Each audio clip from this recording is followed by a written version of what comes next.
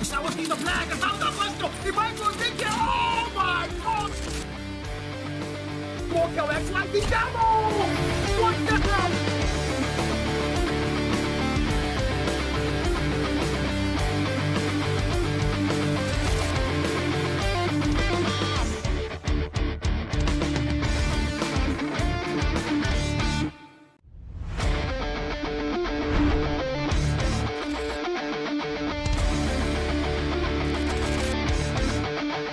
Stavo sentendo plaga, salta questo, e vai con te che, oh my god! Walk our ex-like devil! What the hell?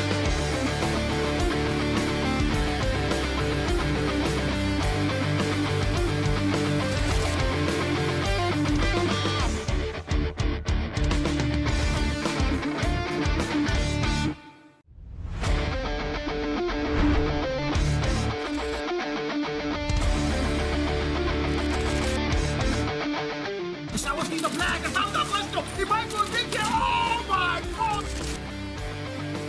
Walk our ex-like devil! What the hell?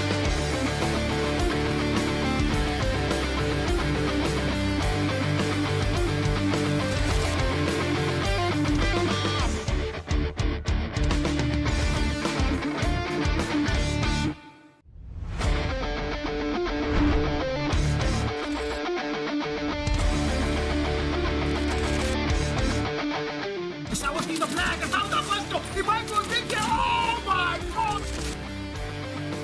Walk our ex-like devil! What the hell?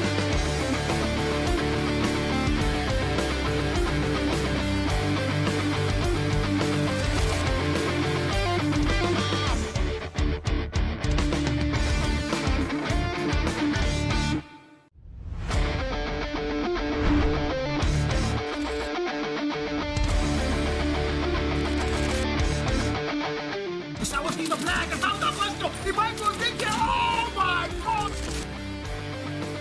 Walk our ex-like devil! What the hell?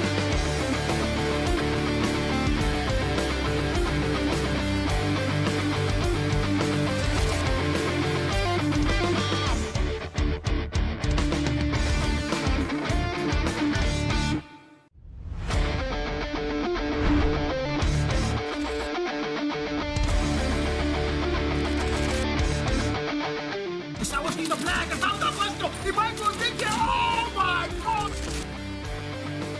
Walk our ex-like devil! What the hell?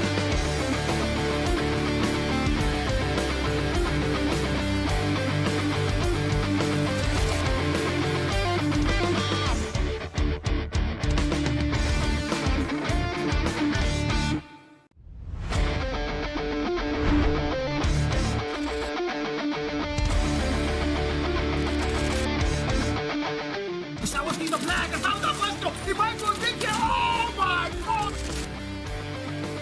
Walk our ex-like devil! What the hell?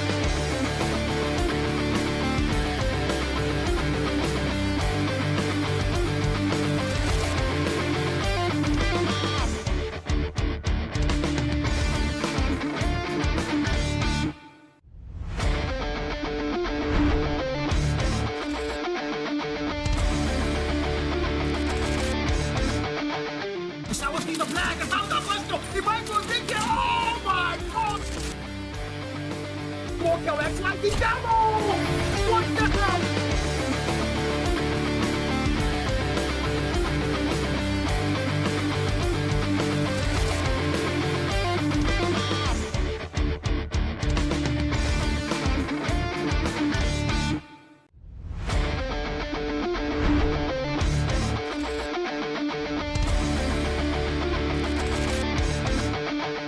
Stavo sentendo plaga, salta questo, e vai con te che, oh my god! Walk our ex-like devil! What the hell?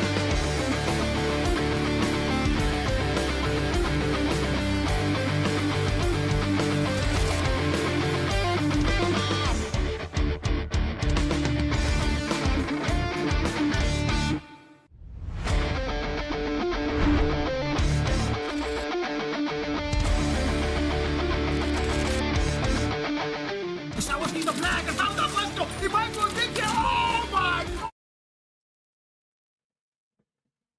All right, guys, welcome to the Africa Champions League. It's match day 6 or match week 6, day 2, and we are here to get the action started. It's going to be aggressive ops versus Cast Esports for the very first game, and of course, your casting talent for tonight is going to be Carl and the one and only Nagon. Nagon, welcome to the stream. How are you doing, Whiskey?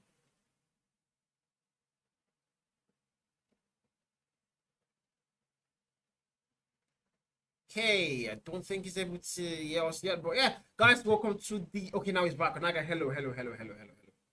Yo, good evening, Carl. Good evening, Carl. I'm here. Yeah, good evening, everyone. It's going to be aggressive up against Cast tonight, and then we're here for all that energy.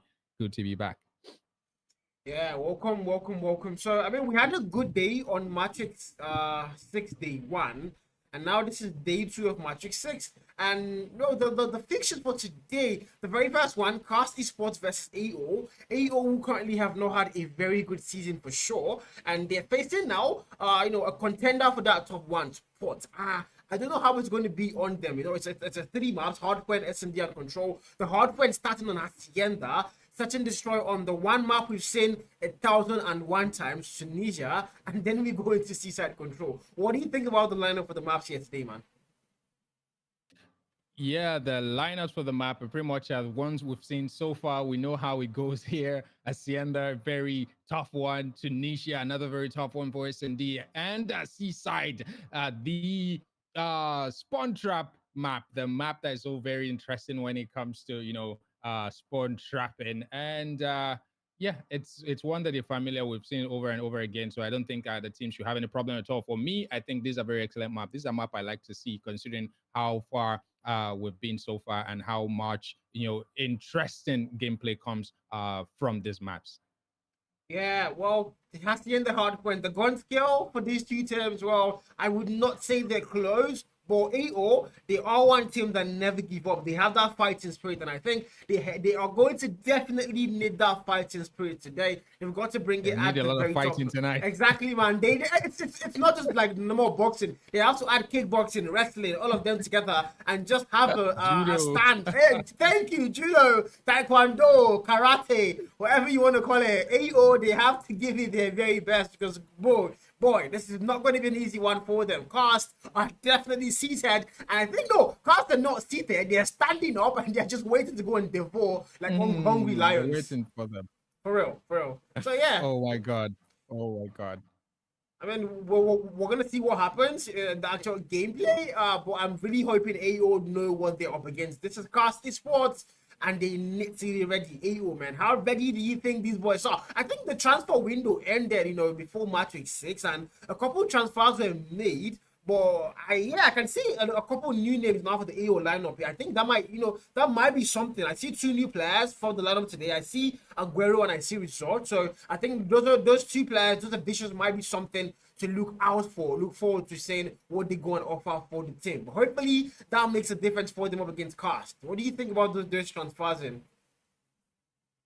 Well, those transfers might be able to shake things up a little for the aggressive orb teams. We already know players that have been, remarkable for that team. And not Meza, it's been there doing, a lot of work, pulling a lot of weight for that team, as well as Zeus, pulling a lot of weight for that team as well since they started. So yeah, those transfers back and forth should be able to, shake things up for the team. I'm pretty sure that they're expecting that should take them where they need to be. And this will be what better a team to test that with, if not Cast Esport, because if you don't meet them now, you're going to meet them sometime later, especially if you're able to survive enough, you pretty much will meet them later. So yeah, why not test it now? Why not test it now? I think I like the analysis there. You're going to meet them later on, no matter what you do. There's no avoiding playing cards. So I think it's better you play them now and see what you're up against, and maybe get that out of the way going into the rest of the event. So yeah, that's going to be a very important thing to look out for there. But yeah, again, Hardpoint Hacienda, prediction time. Even though I'm not going to be putting my house friend on the line today, no house friends. I'm not playing that joke anymore. So I'm just gonna play it safe this time. What is your prediction here for the first game? The scoreline for Hardpoint. What do you think the scoreline is going to look like? Well, the scoreline for tonight, it's hard to tell, but then I'm pretty sure that it's going to be a close one that is leaning towards Cast Esports. It's going to lean towards Cast Esports. Cast Esports most likely is going to take Hardpoint, especially the first match. We're going to deal with the rest from there. But I'm pretty sure they will take Hardpoint. But then whatever happens, we'll see from there. But Cast will take Hardpoint. Maybe not a very significant one, but then we'll see what happens.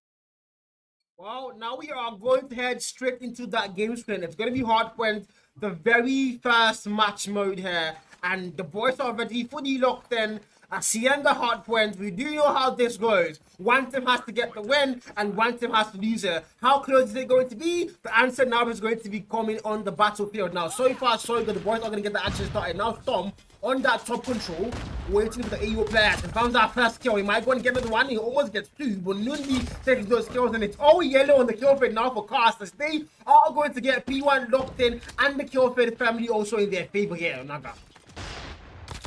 Of course, you expect that was going to happen and happen really swift. This is Fountain. Like I said, this is Hacienda, one team that, one map where you have to have, Fountain locked in that first 5 to 10 seconds. You have to have Fountain locked in, and you have to have a first floor locked in as well.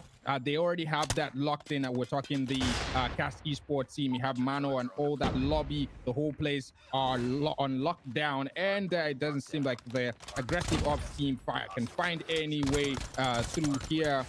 You already, of course, very early on, Predator missile coming in from Lash. All the, all the operator skills already locked in for them. Leash already there for the early rotation. Lean already there for that early rotation back to Lambo. They already have that Lambo locked in. They pretty much will be coming in AO team, expecting that they'll be coming in from Rocks, but no, that's not happening right now. They're not coming from Rocks.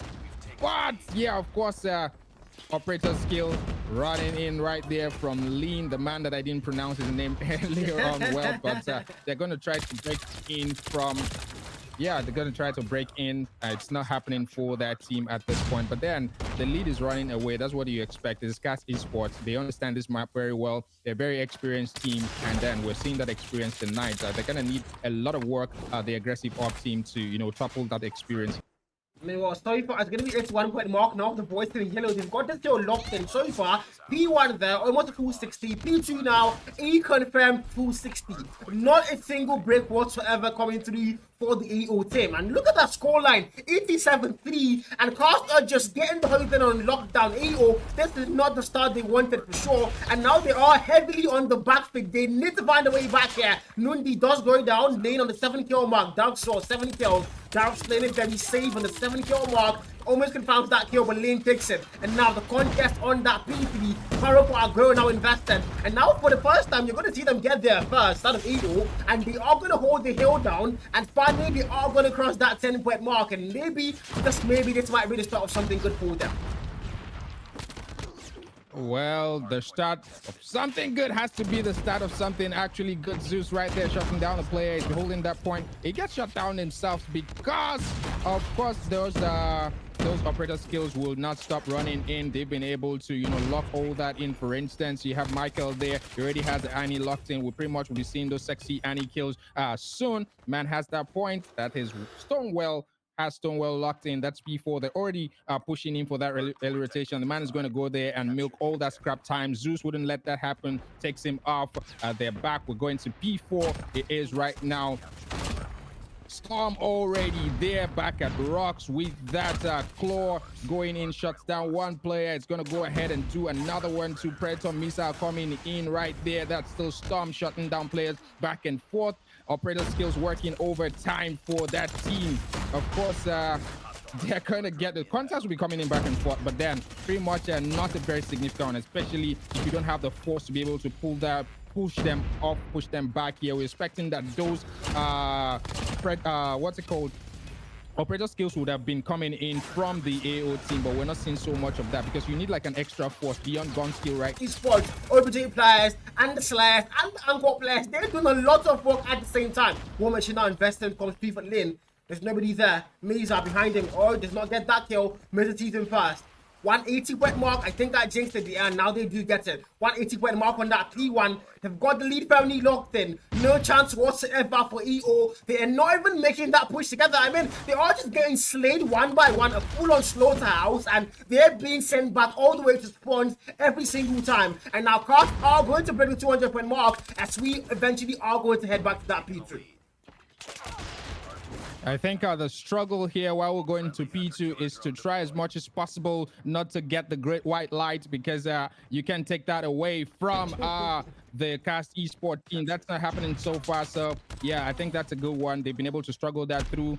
Lin right there trying to cut through lobby, cut players that are going to be trying to get through into P2 from that cabin. Lin cutting them out right there with excellent spawn trapping gameplay. They're trying to break in from cabin. That's not happening at all. Rizzo getting shut down. Annihilator already locked in. Jeep right there. It's a blocker. All right, that's a Jeep. Michael Annihilator 1-2 goes ahead. Annihilator working overtime, switches, and it's not gonna happen. It's not gonna happen today. Predator missile coming in. 3-4 players gone down on tap. Killer drone. It's a struggle. It's an upward ill struggle. They've been able to move away from that 20 mark. 30 it is right now, and I think this is like a win for the AO team. Being able to cross, that 20 mark. I was expecting that they're going to be locked at 25, but then we're 36 and 243 right now. That seems like a win for me. Yeah, I don't think I agree with that. I don't think that's a win for me, Naga. I don't think so. As I know, well, we're trying to be nice and try to play fair. But no, this is not a win. This is not a win. I not agree. I not agree at all. This is not a win. 250. No, yeah, nah, lie. Honestly, I was thinking 20. I was thinking 20, maybe 25 there. But being able to cross that 20 mark and get into 30 is actually very important. I don't even know where to start from. But it's literally 250-36. Like, just look at the score line. It's not even close at all. Well, you expect that was going to happen. That was going to happen. Are they? Let me ask Naga. Are they lucky they didn't get nuked? Are they lucky or what? That's what I'm saying. The struggle was just so that they don't get nuked. That was just the struggle, because you couldn't put that away, put that past the Cast Esports to be able to go ahead and do that. So yeah, being able to struggle through and not get nuked is actually very important. Shutting down that player that was on the streak and going all the way there was actually very important. That was the struggle. I think that was a bigger struggle than winning, going ahead to win that map, because that looked like it wasn't going to happen anyways.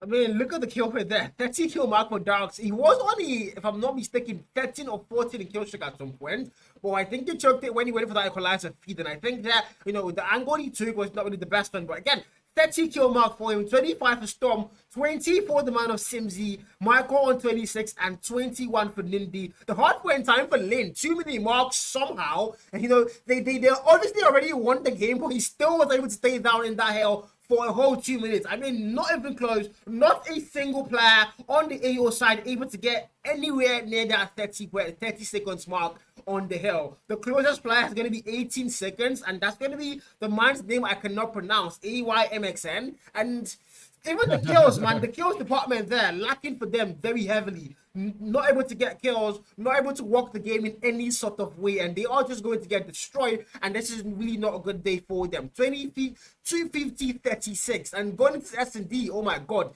they need to be ready for such a destroy, man. They need to be ready. Well, you should expect that was going to happen. This is a team that is coming back from a very, very, they're coming back from a bad place, all right? It was not a very good loss to Ace, and so they really have to come back and and show that this is Cast, this is the team. Do you understand? So it's gonna take a lot. It's gonna take a lot more than AO showing us tonight to get them.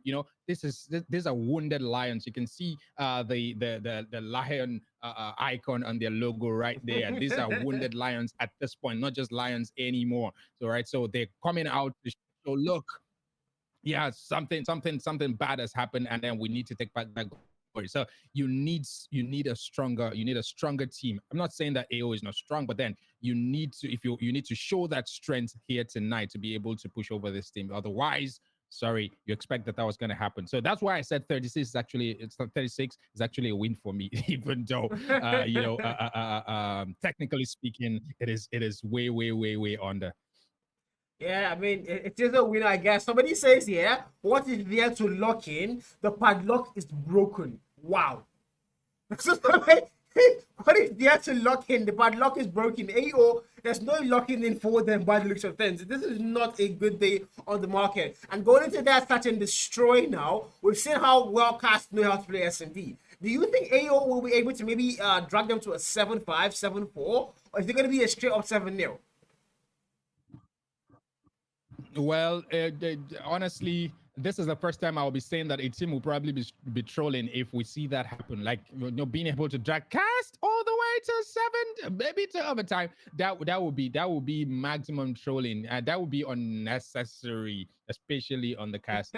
But then, who says that?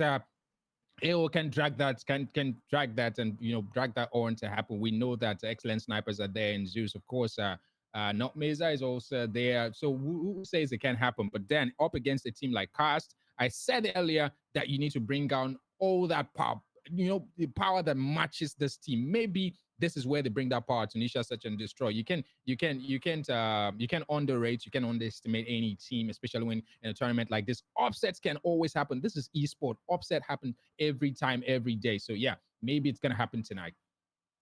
Maybe it's gonna happen. Maybe it's gonna happen. Hopefully, it does happen because man, we AO, Maybe. they are still the last team right now in the league, and I don't think that's a pretty good spot to be in. They want to leave that spot. That's one thing for sure. They want to leave it, but how hungry are they? How willing are they to work for it? Because this is not going to be an easy fixture here. It's S&D up against one of the best teams in Africa, Casty Sports. Did they have what it takes here, or are they just going to get clean swept totally? Of course, they have to go ahead and prove themselves. That's what we're here for. Go ahead and prove yourself. You're facing the giants. Metaphorically speaking, right now you're facing the giants. So you have to go and prove that you need to be here. Otherwise, well, maybe come next year. Come next year. Next year. It says come next year. I mean, from what we've seen so far, this is Matrix 6, and there's 5. I think after now, there's 5 more match days after Matrix 6, and AO are still dead last. And there's they kind of definitely now forget the top 6 here. They can definitely forget any dreams or any hopes of top 6, and maybe look at bottom 3 and try to just not be the very last team. I think that the only thing they're hoping for is to not finish last. That's it, literally. Yeah, you can go ahead. You can be that team that everybody's going to beat all through. You have to show some muscle. You have to shake something up. We need to see that shaking up here tonight. Hopefully they're able to do that. But now we're going to head into SD straight up. No, enough of the talking from me on the Naga. We are now going to go into casting. It's going to be the Statue and Destroy, as the boys are in the lobby. And I think they're in the game, but they're not fully loaded in. A couple players yet to connect in before we go and join the boys on that game screen. But again, predictions on the chat, guys. Who do you guys think is going to take the SMD? And what do you think the scoreline is going to be? I'll start. I'm thinking 7-3. I'm thinking 7 for Cast and 3 for AU Naga. That's what I think. Okay, that's actually a very good one. I'm actually thinking 7-0. I'm thinking 7-0. So let's see how it goes. Bro, that guy's no chill. 7-0, man. Let's give them one. Be nice. But yeah, they are leaving the lobby again. Not the normal African thing to go and do so. We're gonna, you guys are gonna normal tradition, man. You guys are gonna have to get used to me and Naga talking a little bit more before the game actually gets started. They're leaving the lobby again. Saturn Destroyer predictions have to come in from you guys. If you're on the YT watching the TikTok or the Twitch, wherever you're watching the stream right now, what do you think the prediction is going to be? Is it going to be 7-3, like I said, or 7-0 for Naga? Or what do you think your personal prediction for the game is going to be? But again, Saturn Destroy on Tunisia on Naga, SND on Tunisia, the map that has been most played in the whole event for SND. Of course, S&D. That's what map that yeah, a lot of players are used to. If you go to the reactions in chat, I see Sheriff Tijani and Whitey already saying 7-1. 7-1. Okay, not that bad. Not that bad. At least you give them one. I said 7-0. Maybe I was too harsh right there, but 7-1 would actually come as a surprise to me. So let's see how it goes. This is Tunisia. Yeah. Cast Esport, they are very well accustomed to this map, and as well as the AO team, they played it over and over. So yeah, why not go ahead and show us how much you know the map? Well, yeah, the snipers are going to be a very vital problem. Zotka finds the first kill, and first blood in favor of EO, I think, yes. We might be on route to seeing them pull out something here. And now they all move towards the open court. There's one player, Darrell's waiting for them. Punching glove goes crazy. Confirms one, make it two. And Darrell, once again, makes it three. Punching glove, Mike Tyson, Zeus finds him and shuts him down. But oh my god, Darrell's the troll. A 3v2, make that a 2v2.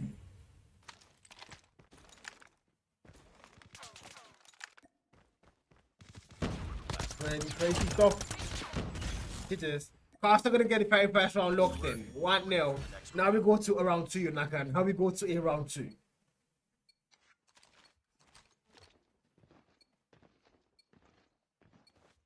Defend the objectives. The enemy has the bomb. Might have lost him there a little bit. Or is that might be one not hearing? But yeah, we're going to round 2 now. Cost Esports. They are going to get that lead family locked in. And what a Darroch's move was that, as usual. The punchy glove. Look at the man of extended one spot here. He's waiting for the players to make that move towards him. I think they are going to see him now. Nate, players on top winery, completely surrounded here. He's going to get shot out. Girl takes out 2 players. Make that 3. 3 pieces back to back for the 2 players, Downs and Aguero. And now team up player. Let's get that question off for Cats. It's going to be Nundi and Storm. Storm all the way back in spawn. That might not be a good spot to go and be. Now Nundi on the 2-kill mark, trying to get a flank to work on the players in yellow. Makes that move to an open court now. The players don't see him just yet. Nundi finds the fast kill. Might go and get 2 there. Meza, there's a player on top. Winery, of course. Hughes finds him now. Storm left to clutch 1v3 with the SPR. First kill does go down. It's a 1v3 still. Sees one more player. Almost confirms it. But the message please to confirm that one for them. AO are going to get 1 round, and Onaga in the mud. Prediction lost just like that. It's going to be 1-1 as we now go to a round 3. Round 3, yeah, we come. The objective. Bomb acquired. Round 3 now. And so far, so good. It's not one-sided. It's actually very close. 1-1. I'm going now making that push slowly. The snipers are going to be there to watch out for Storm. Waiting for the players to make that move towards him. Takes out 1, but the trade comes through. AY confirms that 1 kill. It's a 4v4. Lynn, Simsy now. Nuni takes out 2 players. Might go and get 3 there, just jumping and killing people. And 1 more player confirms that kill. Nundi confirms it for them. Cast are going to further extend their lead now. 2-1 going into a round 4. Still a back and forth thing. Still a back and forth thing. Round 4. AO at the back foot. Once again, when we send them play catch up before when they did play well. And now it's a round 4. Darroch's no more trolling. Got 3 kills in that first one. The past 2 rounds, 0 kills so far.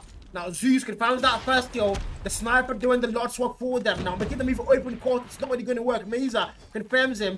Now it's going to be a 3v4. Darroch's spams 2 and they're going to punching close for Darroch. He's only punching once again. No guns for that man. A full-on Mike Tyson gameplay once again. A 2v2 now. Nundi on the 6th kill mark. Second back here. The plant comes 3 for AY. Nundi sees him, confirms the kill. Of course he does. It's a 1v3 now. Aguero left to get that clutch. Sees the 1 player. Does not get the kill. Now he does. 1v1 and now Aguero confirms it 2-2 and the back and forth leaves on. The back and forth definitely leaves on. I did say 7-3. I think I might also go and be in the mud, chat. I might also go and be in the mud. No doubt there. Not the best day in the market for them. Fast, you know, they were expected an easy game, maybe. But I think they're underrating AO right now, and that might be a major issue. But now Lino, if I extend, sees 3 players on top, one but does not get a single kill. His markers are going to come 3 for him. View sniping. Now, Trying to make the baiting work there. Almost sees the player, but there's no confirm the kill. Michael finds him first, and now numbers are going to be up for them. Lean takes out one more. 3 players left to get that cut. They are going to cycle back. Darox now finally picks up the SMG. The body shooting is off from Darox. What is he even doing? Darox body shooting as usual. Darox. Oh my god, bro. That was a 1v5. Meza left to get that clutch. I think he's lagging. That might not be a good one for him. Notice that Darox is still up to no good. Darox is still up to no good. Oh my god. Darox still. Freaking chill. Darox still. 3-2. And Cast are going to, for the extent, get lead. Once again, they are going to take the lead here as we now go to a round 6. Somebody tell Darox to please chill. Please. Tell him to chill. Now it's around 6. Numbers still there. The 5-5. 5v5 rather. Nundi on the 7 kill mark. Overextending 3 stairs. That might not be the wisest thing to actually do. Darox now with the gun. Nope, let's not get that kill. Plays it safe. 3 AO players around him. Looking good now. Storm.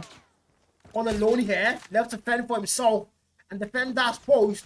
There's 3 players around him. Storm missing all the shots. Down comes to help. And again, back and forth. Just come through. It's going to be over. Guerrero takes out 2. Now make that. Resort takes out Michael as well. It's a 1v3 now. 1v4. Lane left to get that clutch. On the 2 kill mark with the chick bomb. Can he make this work? The answer. On to him now. Finds the first kill. No, he doesn't. AY shuts him down. And 3-3. This is AO at their finest. They are gonna drag out Cast. They are not a pushover, that's for sure. Not on Search and Destroy. Maybe Hardpoint was a fluke, but S&D, this is where you see the real AO. And now round 7, back and forth still, anybody's game. Sniper for Storm, sniper for Michael, I think as well.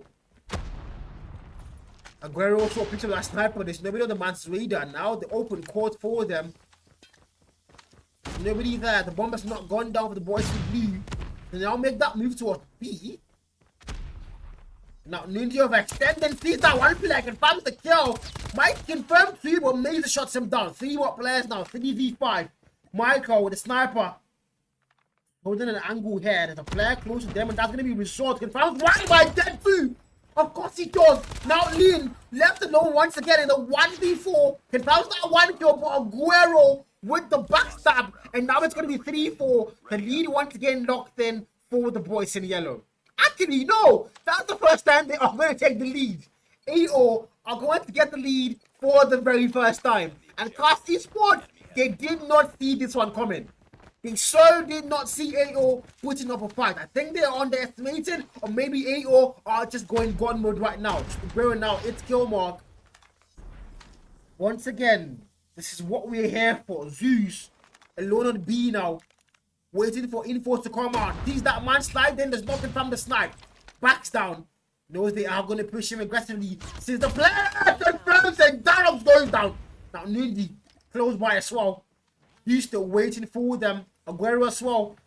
Now holding that top angle. Back and forth. Church coming to you. Nundi takes out 2. Nundi makes it 3. Nundi once again doing the last one for his team. Takes out 3 players.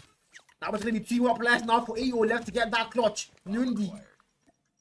Michael, the bomb plan comes through. Storm takes out 1. Now EY left to get it alone. It's a 1v3 for him. Can he go and make this work? The answer now up to him. Nundi waiting.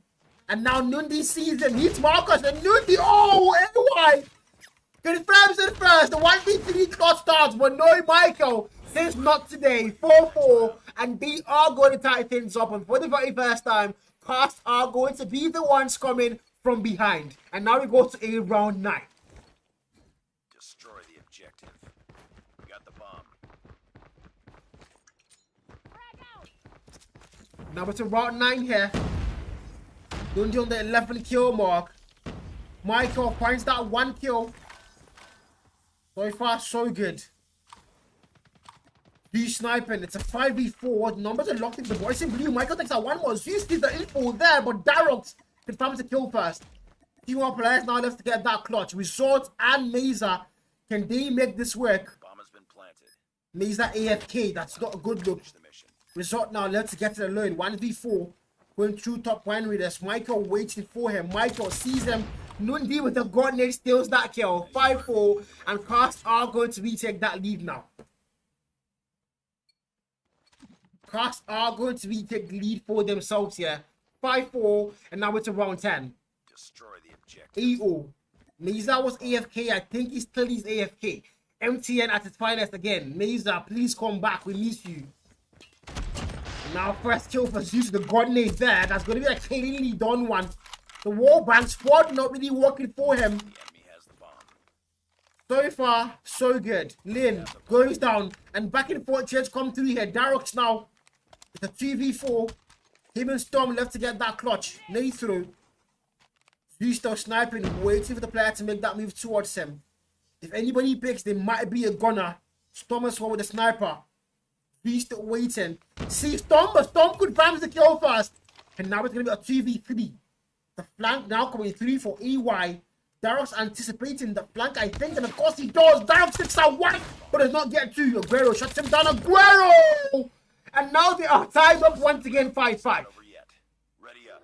5-5 is the scoreline as we now go to a round 11. AO, definitely they mean business, guys. They are not here for jokes. They mean business. 5-5 the scoreline is now. Nundi on the 12th kill mark. Lin on 3. 11 for Darox. Those two players, Nundi and Darox, have been carried. And now the aggression there. And Nundi punishes results. That's not going to be a good one for him. Nundi takes out one. Back and forth trades the 4v4 now. Zeus with that sniper. Waiting for a player to slide through that stairs. Nobody does. Michael now for the plant once again. Zeus now. They need to make that move. And of course the first kill comes through. AY confirms that first one. But Darox with the trade confirms him. And now it's a 3v3. Darox here, 12th kill mark. Might see Zeus. Zeus might see him first. That's a sniper. And the wall bang might go and happen. Darox almost gets it. That's not really happened. Laser just waiting to make a patient kill. Sees Darox, but Darox sees him fast again. Aguero left to save the day alongside Zeus, the god of thunder. Aguero wallbang. It's not really happening. Darox now knows exactly where the man is going to be. Nundi, the bomb has gone down. Actually, not. The bomb has not gone down. Playing that save. There's a lot of time on the clock still. They need to get a plant eventually. Nundi now. Darox takes that one. So it's all up to Zeus now to get the 1v2 clutch. And Zeus goes down to Darox again on the 15th kill mark now. Wow. 6-5 match point and series point now for Cast Esports as we go to a round 12. Not the best day in the market for them if you actually cast. I mean, everybody hit 7-1, 7-0, but somehow AO are just destroying everything. I mean, the hopes you guys had for, oh my god, a fast round here. Back and forth. Now a 3v3. He's still sniping. AY, the only player now on here. Sees Lean sees him. He's Marcus. Zeus confirms that kill. The baited, but now Nundi as well comes to the clutch now. Zeus as well sees him, backs down. Plays that save. Nundi might go and get that push. But Zeus is waiting for him. It's a 2v2. Darox, a one-man army left standing as well. That's going to be a problem for them. Zeus. Here's those footsteps. See, Darox almost confirms the kill. Nope, it's not really happened. Hoga. Result now for the flank. It's my work. It's just my work. Confirms the one kill. It's a 1v2 now. Nundi left to save the day forecast. They might get tied up again. Nundi sees one. Nundi goes down to Zeus. And what in the name of back and forth are we watching? 6-6?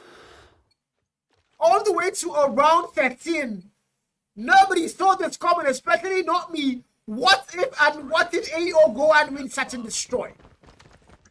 And overtime, chat, overtime. There's an overtime now. Okay. Fast.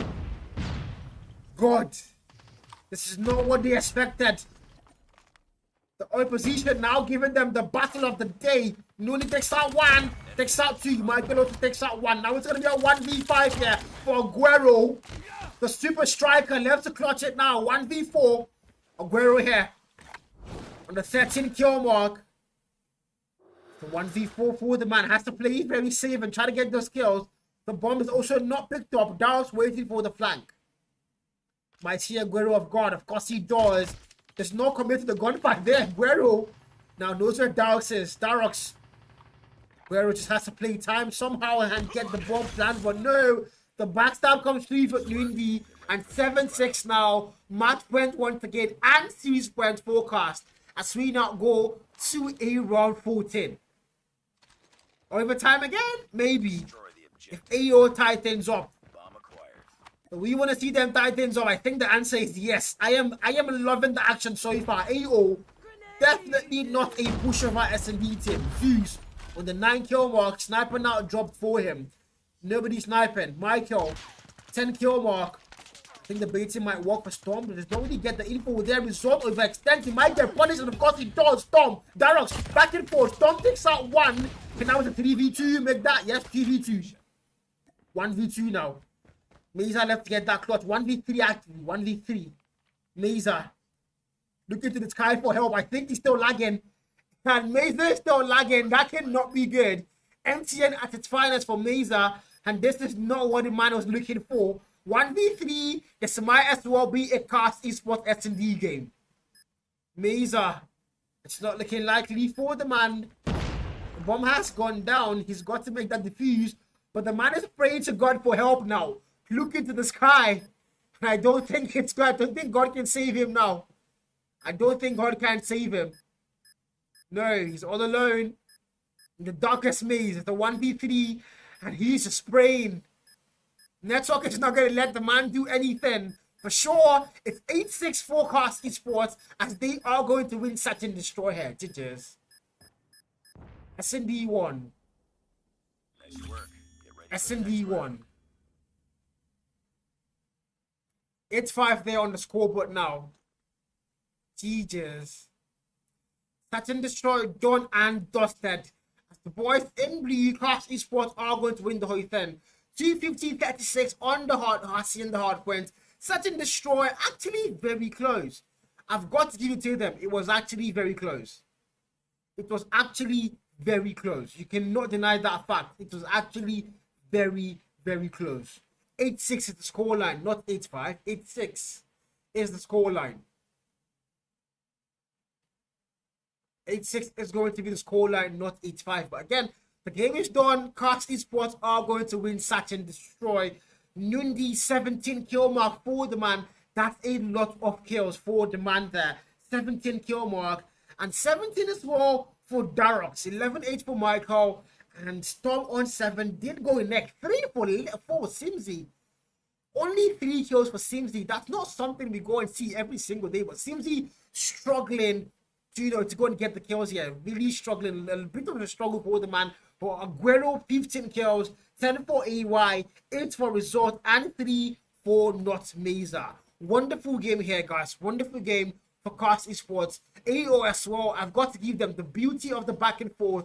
This was the closest game they played in a very long time. Aggressive ops bringing the beauty of esports here to Cast Esports. Taking them all the way to a round 14. And that's not something you would expect to go and see on a normal day. But EO definitely showing once again that they are not a pushover team. As now it becomes 2-0 on the scoreboard. 2-0 in favor of Cast on the series as we now head into a control seaside. 2-0 and now we go into a control seaside.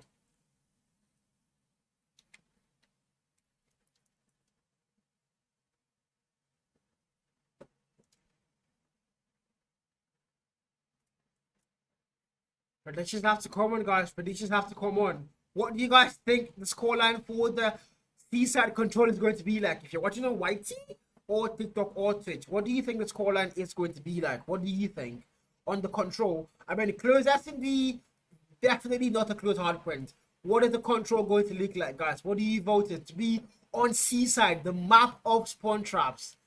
Seaside control, the map of spawn traps. The one map we know, spawn traps. Oh my god, you don't want to get spawn trapped here. It's really hard to break. And with a gun skill, a very, should I say, well gun skill team like Cast, it's going to be a very hard one now for EU on control seaside. You have to make it work somehow.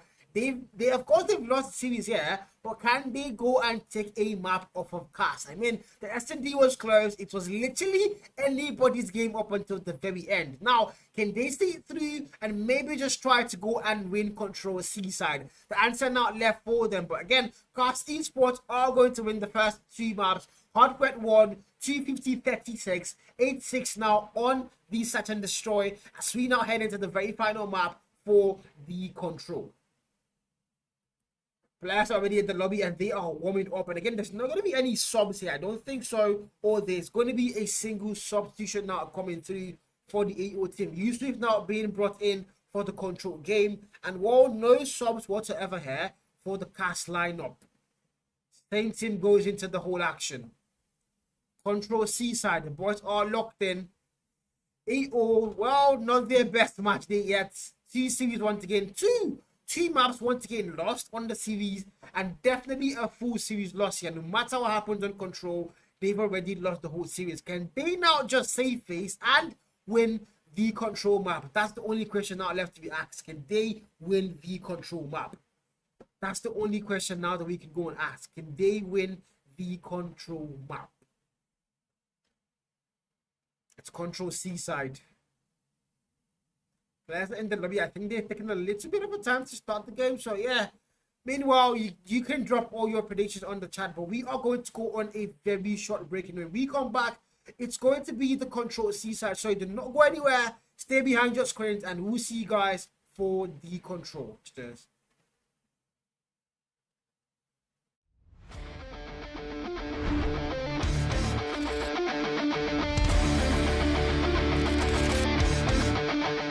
Stavo finendo plaga, stavo da questo, e vai con te che, oh my god! Walkout X, andiamo!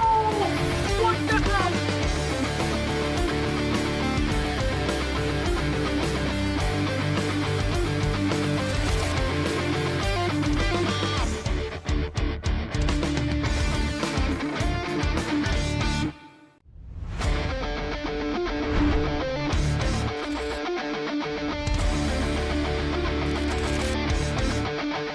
Stavo finendo plaga, stavo da questo, e vai con te che, oh my god! Walkout X, andiamo! What the hell?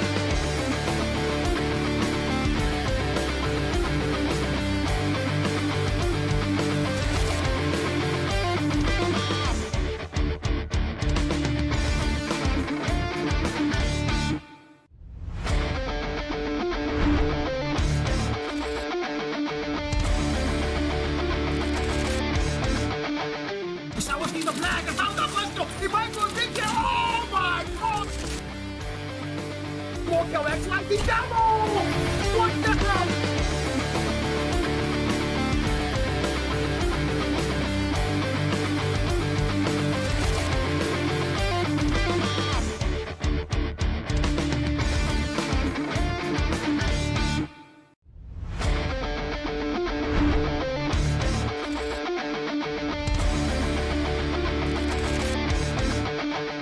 Stavo finendo plaga, stavo da questo, e vai con te che, oh my god! Walkout X, andiamo! What the hell?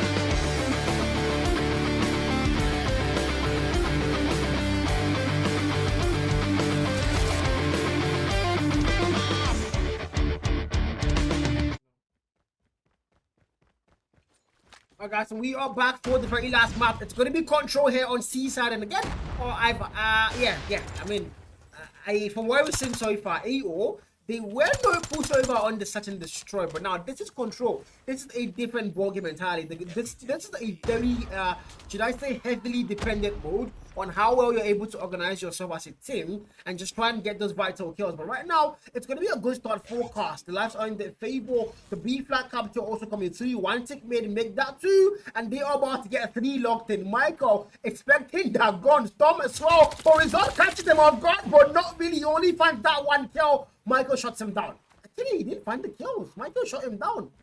And now it's going to be back and forth trades, but lives are in favor, heavily in favor of Cast here. B flag now taking forward the man. Now they need to go 8. 20v27. This has not been the best evening for anyone on Control. The lives 27-15. Lives are dropping very fast. And the spawn trap already effective now. Look at Storm there. Aguero tries to break it. Takes out that one player. But Nindy still close by. Does go down to AY. 11v25. And again, AO. This is not the best round of control they wanted for sure. The A flag being cut. The A flag capture coming through already. Michael on the 4-kill mark. The Gordon from EY finds him. And now they try to break that hill together as a team. And now they are going to hold it down for a little bit more. Try to delay the capture of forecast, which most likely looks inevitable here because it's already a 9v20. The lives are not there for them, and there's no possible way they go and make the comeback except they go full on Gordon, which is actually, well, listen, AY found one more kill. The A flag defense now working for them somehow as they are bringing the cast number live down, but back and forth just come through there. Michael breaks that hill. Aguero finds him, shuts him down, and a 6v16 make that 5 more lives now for AO. Aguero controls that one kill, does not get 2. Nundi shuts him down. Result now on the 1-kill mark. Not the best round so far for the man. 3 more players left to save the day for them and make that 2. Yusuf now and no, make that 1. It's a 1v14. He's not even contesting that flag, and of course Tom confirms the very last kill. 1-0, game over, and the boys in yellow are going to get the very first round. Cast Esports once again showing their muscles here. 1-0.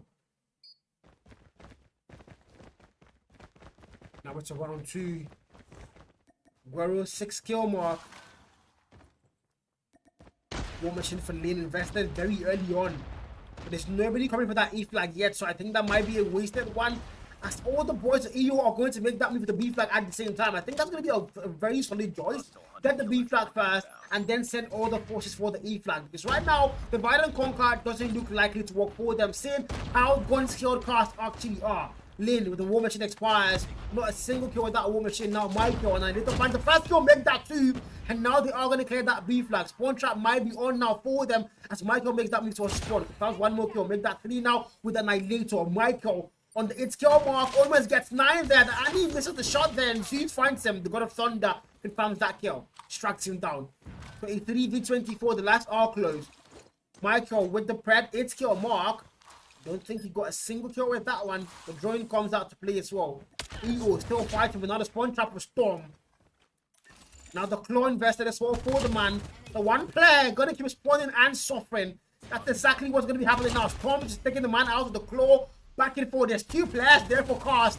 And the one man still spawning back and forth. And he's just going to get a shot over and over again. Storm takes out 1 more. Does not get 2 there. Nundi close by to confirm the rest kills. And finally, AY shuts him down. 10v21. Cast Esports a very dominant control. A very dominant control so far. Nundi takes out 3 players.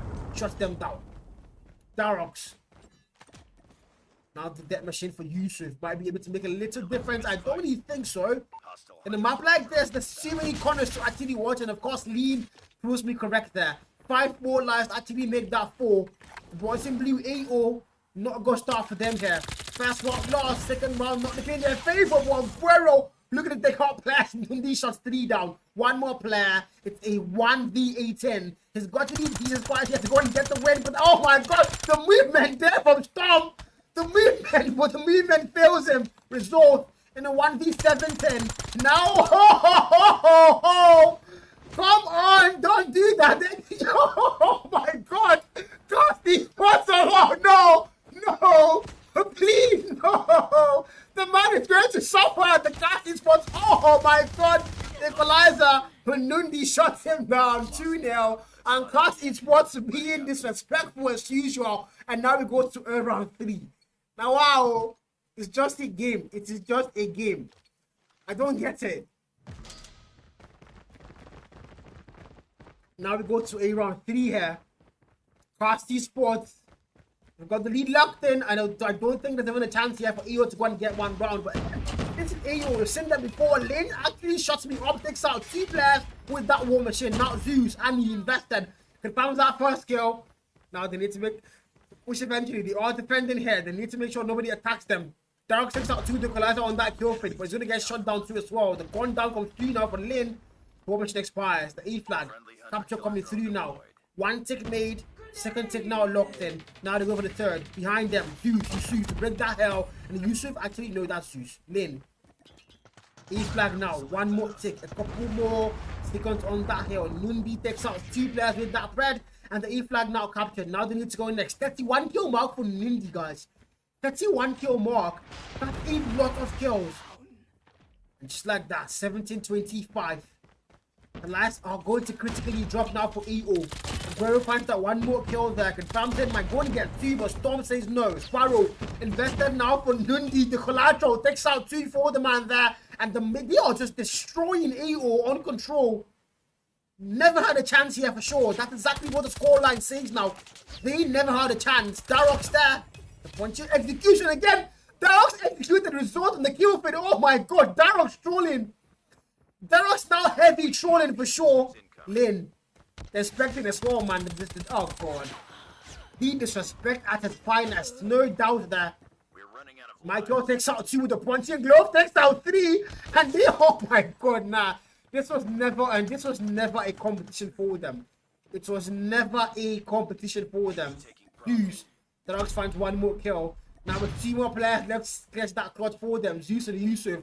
A 2v19. And wow. May God help us, chat. May God help us. 2 more players. Zeus and Yusuf left to get it. Zeus on the 6 kill mark. You have to avoid those, the executions here. It's a 1 more player count. It's a 1v17. Now Mike Tyson comes in clutch for him. Takes out 2 players. 1v16. I am very sure they are going to be looking for that execution. They show me that. If they are looking for that thing. Zeus now just playing. They are not even capturing the flag anymore. They're leaving the capture off. Zeus just waiting for them. Zeus can have that 1 more kill. 1v14. Mind you, it was a 1v17. Darks does go down too. Punching gloves now, Zeus. Now, Cast are trolling. They might be in trouble, but Storm says, no, we have to end this now. 3-0 on control. And Cast Esports, well, they do what they know how to do best. Win the whole thing. 3-0. 3-0, chat. This is what it is. 3-0. As Cast are going to win the whole thing on the series. 3-0 as well. 250-36 for Hardpoint, 8-6 for SMD. Very close, but Control C side 3-0. Absolutely nowhere close. And just like that, that is where we call the first game AGG. Cast Esports for another clean series. And again. Wow. What a matchup. The execution there on result in round 1? Or was that round 2? Round 3 again for Darox, but we didn't see that on the actual POV. For Cast, man. Cast showing their class once again. 3-0. EO are going to stay on number 12 spot in the league. Number 12 out of 12.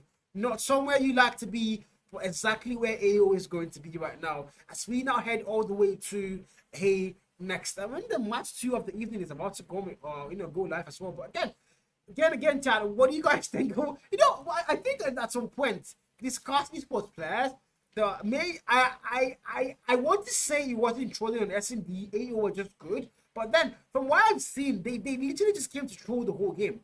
They literally just came to troll. But again, I'm not going to take anything from AO. AO had a good SMD. They had an extremely good set and destroy, and I think that was not a fluke. They knew exactly what they were doing, so we've got to respect them for that one. But again, very first game done and dusted, and as we now head into a game 2, which is going to be between Deadly Crowd and the one and only UAH. And again, we're going to go on a very short break, and when we come back, it's going to be that game 2, so don't go anywhere.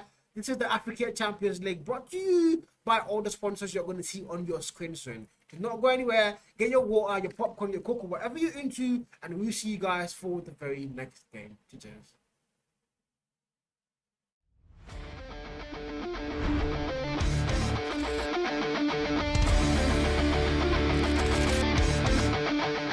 That was the flag. I found that one. He might go take it. Oh my god! More kill X like the devil! What the hell?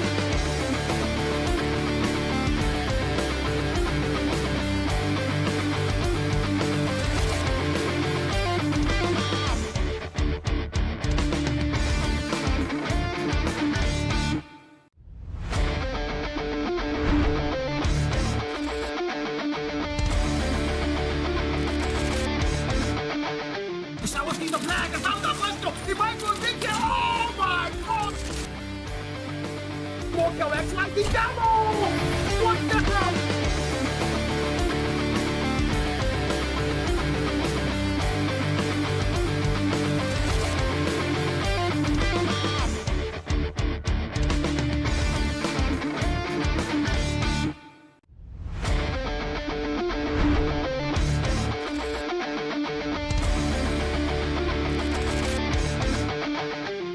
The flag is out of Weston. He might go big. Oh my god! Walk your X like the devil! What the hell?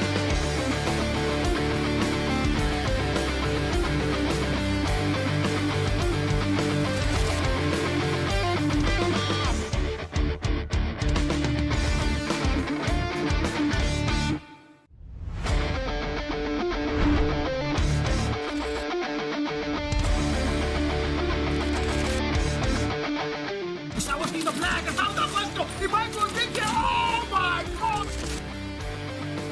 Walk your X like the devil! What the hell?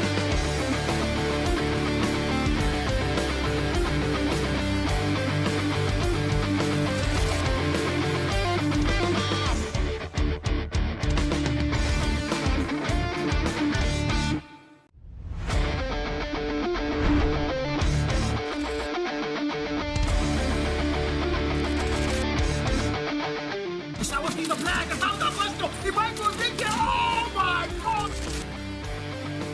Walk your X like the devil! What the hell?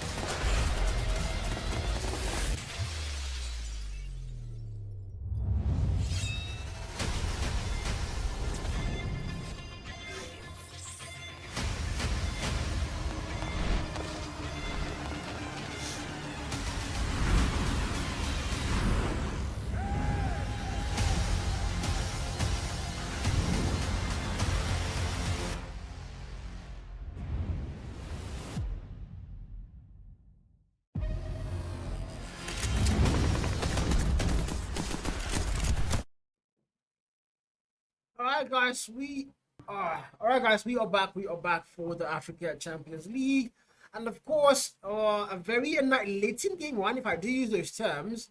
For now, we head into a game two. We are going to leave the pass behind for the pass. We're going straight into Deadly Crowds versus Up Against Hell. Two bottom six teams here, and both fighting for a way to get back on that top six, or at least not end up on that bottom three spot. Again, it's going to be Hardpoint first on standoff, and the boys are already in the lobby and they're going straight into that game screen Naga. So we're just going to go and join them. But what do you think about the fixture for this one, man?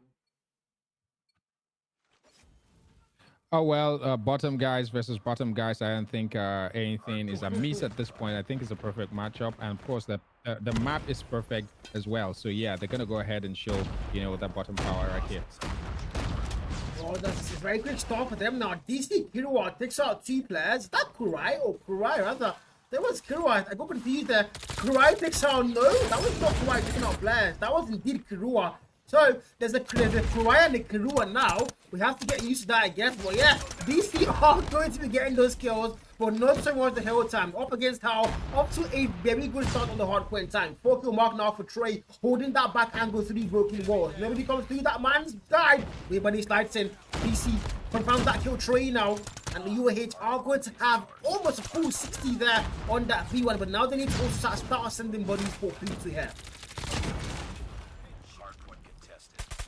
Of course, they need to start, moving in for that early rotation there, and leave maybe a little bit of that scrap time for them to. That's the DC team to try to, just scrap times are not useless. They're It depends on the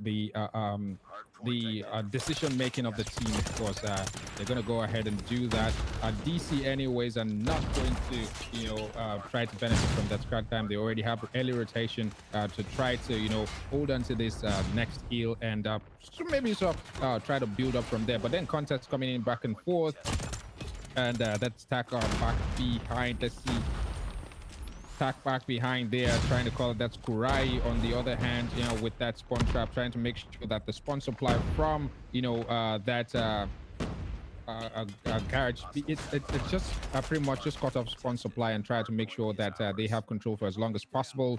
16 37 19 all the way. They're moving that up right now. That's what you expect to see. I know that the deadly crowd team, not a pushable. We've seen them play over and over again, but this is going to be very tightly contested, and that's going to be happening a lot. I think Dry already moving in for that early rotation to the next point. Seems that DC also have a bit of advantage here with that early rotation. Scrap time for UAH. I'm pretty sure they could do whatever they're going to do with that. But 22-47 it says right now on the score line. 32-47. That's the scoreline going into the P3 here. And DC are going to get there first, but Epic Intel are not going to respect that, as they are going to break into it as soon as it starts counting. Now the War Machine and the Gone invested as well, the Vortex here for Trey. Watching the angle, possibly 7K takes out 2 players with the War Machine. Up against Tel now, they've got this still probably locked in. Spawns are also now in their favor. But now the contest comes to Drawi clears, it takes out 2 players, and that's going to be a solo clear. Now through the window, the War Machine, that's going to be a wasted one. Now the Claw, was he ready to break that hill through that smoke? Finds the first kill, has to clear that hill for sure, and now he does. DC are still fighting in this one on the back foot, but still very close. Hardpoint contested. Hardpoint.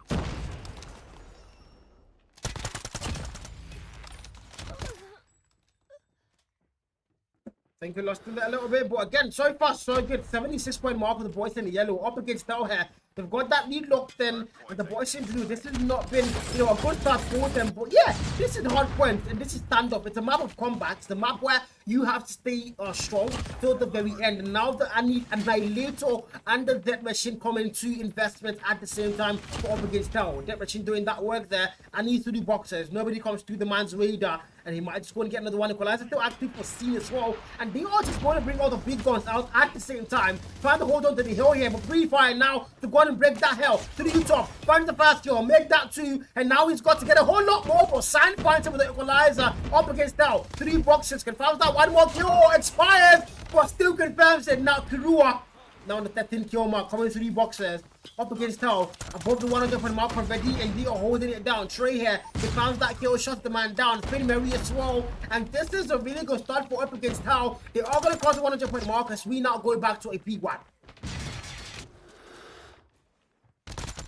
Of course, back to P1 it is, and the team pretty much are just trying to scramble at this point, trying to, show a bit of muscle and scramble. And it's actually interesting to see because, yeah, these are, like I said, some guys, you want to go ahead and see what team is actually the upper power within, that bottom category. And we're seeing that up against Hell as it's.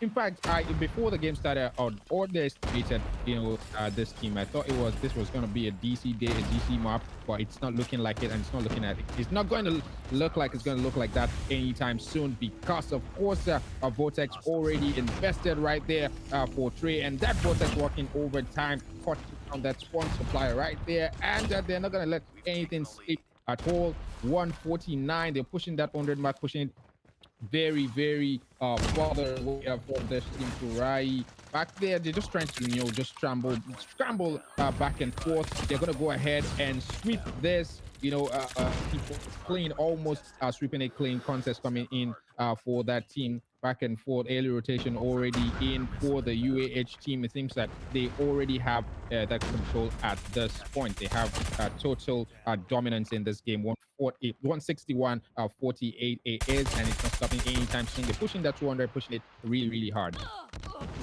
They are pushing hard. I've got to agree with you on that one. But 7K now on the 38 skill mark. And they are going to get P2 locked in once again. But they are going to walk forward them now. Drawi to make that contest. Find one male. Kirua comes through as well. They hit fire. But Trey with the punching gloves. Darroch's doing, I might say. And he's going to confirm that kill there. Clears the hell. And 179 point mark. Make that 180. Trey confirms one more kill with the punching gloves, and this might just be a different level once again. I don't know what is it lately with the punching gloves and the comps in here. Maybe Dogs is creating a trend for the players, and now Trey's definitely trying to live up to it. Again, punching gloves still there for the man, confirms that kill, and now the throw for Oyegbade shuts him down, and now 200. Oh, execution! Oyegbade cancels it. Almost what? 194 point mark. And up against Tower having a very comfortable day, safe to say, man. Very comfortable day. Yeah, very comfortable it is. But with the way they've been playing so far, I would expect that their lead will be more speedy. But then you have to give it up for the DC team. You know, they put up a contest here tonight. Maybe not enough. Trey with the Vortex right there, trying to ensure that that heal is cleared for the team. Vortex invested, still has one shot to go. It gets shut down. That doesn't happen. It's not going to happen anytime soon. But then that's a 7K XN with the War Machine right there. Also doing the log to a clearing hill. It's not going to happen anytime soon. DC has this heal. They have it locked down. They're going to try to push onto the 100 mark at this point. If they're able to get it, maybe they might be able to get a chance, you know, in this game, because it didn't look like it from before now. Predator missile coming in back and forth for that team right there. On-Killer drone shuts down 2 players on the other side. That's from Kirua. I call him Kurai all the time, but it's Kirua anyways. But the UAH is going to try to move in. Have time for Kirua right there, but UAH already back for the next point. That's P4 right there. UAH seems to have a dominance back at P4 105. They're already climbing that 100 mark, 105 for the DC team, which is actually very remarkable anyways at this point. Lost the lead. Oh no, 200 point mark locked in for the side of UAH. They are going to get the hill here for themselves. Actually not. The rotations are going to favor DC. But can they hold it down? 7 cases, not now. Right now with this power invested. Finds that fast kill. Good value. But going to get 2, but no. Sign confirms it fast and shuts him down. And now up against Carl, are going to get the hill time locked in. Nebula with the drone. Confirms that 1 kill. Now watching boxes for the man. The PDW active. Has not seen that in a very long time. How much more incomes? And now the bread might give a lot of info there. Not a single kill for info given now. Not going to be vital as they are not going to lose that health. Driving 24 kill mark. Sim now to get that break, and Trey confirms it for them. 36 kill mark now for the man to hold that hill down. Kurai close by. Actually, that's Kurai and Kirua. These 2 players are going to continue conducing us, but yeah, it is what it is. 220 point mark for the boys in yellow, and now they are going to let that scrap time go. Capture the objective. Of course, you have to let it go. It's all about decision making. It's all about risk assessment. They're already onto the first LP1 right there. That's Trey cutting down players left, right, and asunder. Kurai on the other hand. On the other end, trying to break one. That doesn't seem like it's going to happen today. One thing very remarkable about the UAH team is their ability to hold on to that OBJ. Trey back there with a Vortex, clearing hill. This is going to be the time where they finally get it. It will be nice to see another operator skill go in there. But at this time, it's coming in from Tech of the DC team. Clears Eel, gets the point. Of course, it's going to take advantage of that very... It would have taken advantage of that very juicy 5 seconds right there, but it didn't happen for the team. And DC back there pushing that lead again. 248, 249, and 250. It is 130. 250 it is for the UAH team, and it was actually a very, very exciting contest back there. What do you think, Carl?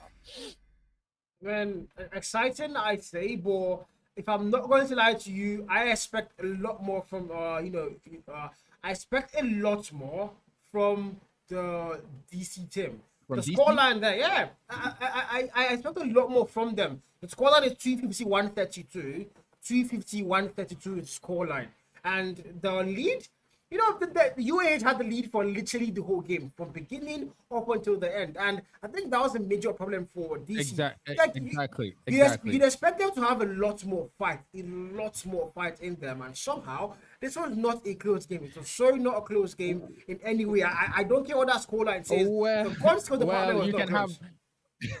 Honestly, it wasn't close. It wasn't close. It wasn't. you can have the contest, you can have all that fighting spirit, but then if the other team comes with a lot more fighting spirit, then you know that your fighting spirit would have to give in. DC definitely gave in. They caved in tonight, and that was superior gunfire, superior gameplay from the UAH team. They dominated, they dominated that map, and they dominated it very, very well.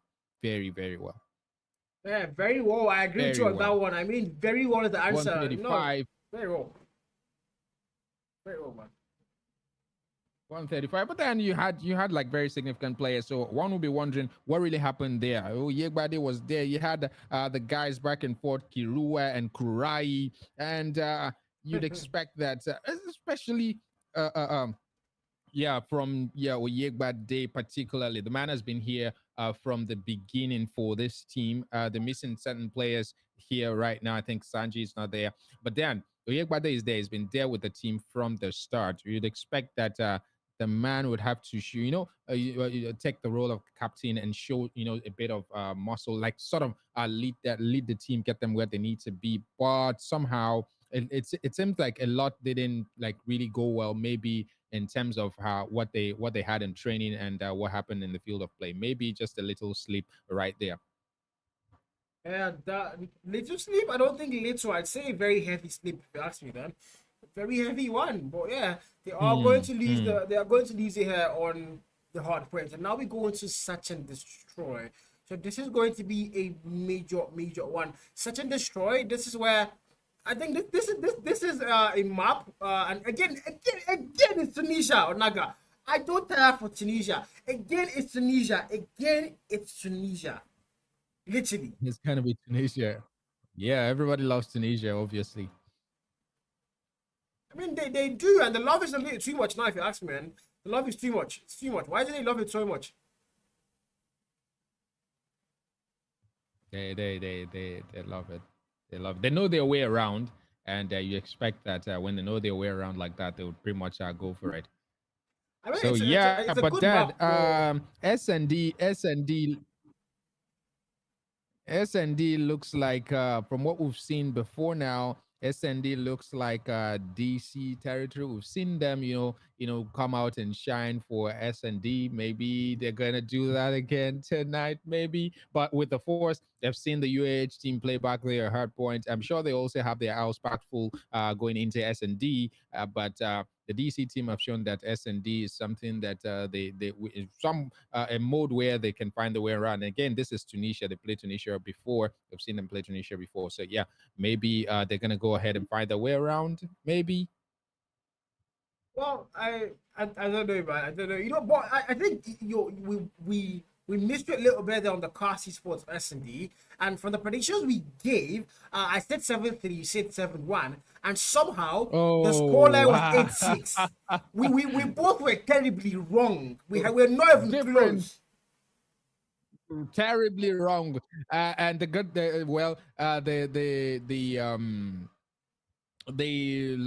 like thing is that we both are going to lose money tonight, because if we go ahead and bet on that would have been gone. I've lost money tonight. Actually, at some point they said, okay, 7-0. It's probably going to be 7-0 with the way they played, and that someone in chat from the reaction said, 7-1. I said, look, I align with that. Maybe, of course, that team will go ahead and fight, and maybe 7-1 will be it. But somehow they surprised everybody, surprised me, and that was excellent anyways.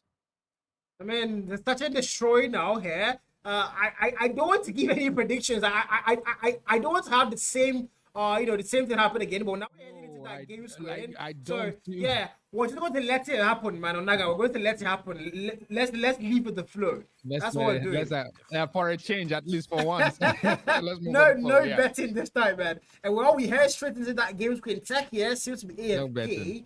and that's not going to be a good start for him. And 70k with a sniper. We've seen that man snipe before, and he's a very good sniper. That's one thing for sure. And for Deadly Crowns, Kurai is going to be their sniper, and now the aggression comes through for the UAH team, and it's going to work for them. First kill comes through, plant as well, now happening for them. Deadly Crowns, numbers are going to be short. It's a 4v5, and now up against Hell are going to hold the open court down.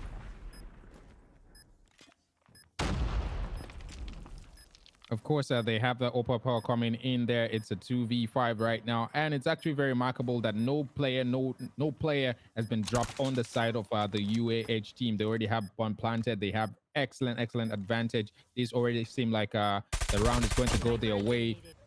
At this point, it is 1v4 right now, and the onus is now on Yegbade to get them where they need to be. He's an excellent sniper, but that's just not going to work today. He gets shut down, and that goes the way of UAH or S&D. First round, they take it home. I mean, they've won Hardpoint, so now all they need to do is just go and see the S&D here through, and they're already on that path. They are going to get the very first round locked in. What now? And Deadly Cross are going to be on the back foot here. 7k, 2 kill mark. Sniper now going to that meet. There's not going to be a single player to shut down for him. All the players are going to either go A or go B. So he's going to circle back as well. Now Kurai over extending. Finn Murray shuts him down there. And that's going to be back and forth trades coming through. A 4v4 now. Both sides equally matched here. But so far, up against how it looked to be the better team in terms of rounds. Now round 2. Of course, round 2, they're going in. And the plant is coming in from Trey as well. The man is not going to waste any time. He doesn't joke around. He has that bomb. He knows what his role is. He goes ahead, does that early plan, gives them that advantage. It's a 3v4 right now, and it seems to be tilting their way to. But then you still have Oyegwa, they standing push. That's the grenade going in there for the man. You're going to try to be careful. At this point, it's a 2v4 situation, and it's still very well locked in for the UAH team. 2v1. Tech is still standing for the team, and of course, Oyegbade on the other side as well. Well, the Fury confounds that kill, wins that gunfight there. Now Tech, let's get the clutch. It's going to be a 1v4 all alone here on top. One rebound. Trey confounds that kill first. 2-0. 2-0. Ready up. 2-0. All the way, man, up against Tao. 2-0, but then it's S&D. It's normal tradition. Yeah. It's normal tradition. Somewhere the other team will find a way to pick up down the middle, but then it always the superior team always gets that lead. This already shows that UAH is a superior team tonight as we go into round 3. Well, superior team, I think so far they've proven that on Hardpoint, and S&D so far we saw them have a very good start on Hardpoint, and they went to win the whole thing. S&D now, they are starting the exact same way. Very good start, and I think they most likely might just go and win the whole thing. But now Finn Murray overextended. There's not yet that kill, finds one, but the trade comes through there from Kirua, actually Kurai. And now City players left standing for Deadly Crowds up against 2 for the side of UAH. Heads 2, finding that 1 kill. Might one make it 2, but no, Drari finds him first. Now Denzel all alone, sniper in hand for the man. Drari pushing him there. Denzel with the movement, machine pistol, my fail. Of course he does. Drari confirms it. And 1-2, finally, DC are going to get around there as we go into round 4. Bomb spotted. Yeah, that's what we expect from a contest like this. You have to show some muscle on the other side. DC already waking up. Will be nice to go ahead and see that level input. That's what they will be expecting. But UAH pretty much will be packing a lot of firepower going into, this 4th round. Grenade already invested right there. UAH being torn apart. It's a 5v3 right now. Denzel, sniper, trying to pick up a player on the other end. FOV not open to any player. Bomb already down. Of course, it's looking good for the DC side. It is 5v2. 5v2. They have a lot of, resources to play with at this point. Gets shut down. Denzel is body shooting Denzel at this point. Of course, it is a 1v5. Superior gameplay from the superior gameplay from the DC side. But anyways, 7k XN still standing. USS 9 shuts down the play, shuts down another one as well. Maybe we might be witnessing, that clutch that we have been waiting for. That's SND. You expect that those clutch will come in really handy. 7XN goes ahead, shut down another one as well. It is a 1v2 right now. We go ahead and witness that very excellent ace that makes the SND very, very interesting mode to watch here tonight. Is that going to be happening? Do you see that happening, Carl? Man, so the man is dangerously looking good. And it's a 1v2. It was a 1v5. He's gotten that first kill. The bomb is not picked up, so that's going to be something he has to go and do. Reroute and get that bomb picked up. It's a 1v2. The two players in blue are circling all the way back to A. And now 7K has to find a way to go and plant that bomb. The bomb is not picked up. So I think that's going to be the only reason he might not be able to go and get the clutch here. Pick up that bomb. Not enough time on the clock. So it's going to be game over. Oh, picked up finally. The bomb is picked up. It's picked up. There's no time. Get the plant. Of course, the DJs, UAH are not going to get that round 2-2. Why not pick up the bomb, Naga? Why not? The bomb was there. He knew the bomb was there. Why not pick it up? Oh, well, I think the strategy was just go for the clutch. You know, time was not on his side, going for the plant and all that. Knows that they will be camping that bomb and camping it, really waiting for him to, you know, so go ahead and come get it. So the man was going for the clutch, but that didn't work out well. But then we'll go into round 5. Yep, now round 5, the snipers are going to be doing a lot of damage here. Finway takes out one player. It's going to be Dravi, and now Burai getting pushed heavy, but he's not going to come into that gunfight. Pleasant save. The man might go and make that mistake to pick him as a sniper. You don't want to pick a sniper like that. I don't think he does. Trey, close by. Finway as well. And now they're all trying to make that push. Kurai waiting for them. 2-kill mark. And he might see the head. A single pixel is all the sniper needs. Well, no, so far, Finway playing that very safe. 3v3 as Tech takes out one more player down.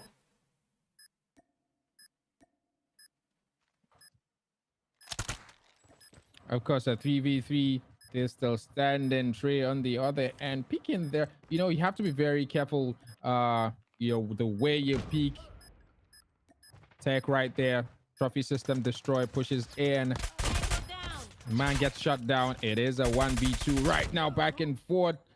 And that's it. UAH takes that 2-3. It is 5 rounds so far. It's still to the way of our UAH as we go into the 6th round. We're getting close to that journey to 7, but then it's still to the way of UAH, and they're in the lead again. They are 2-3, man. And now we go to a round 6. 2-3.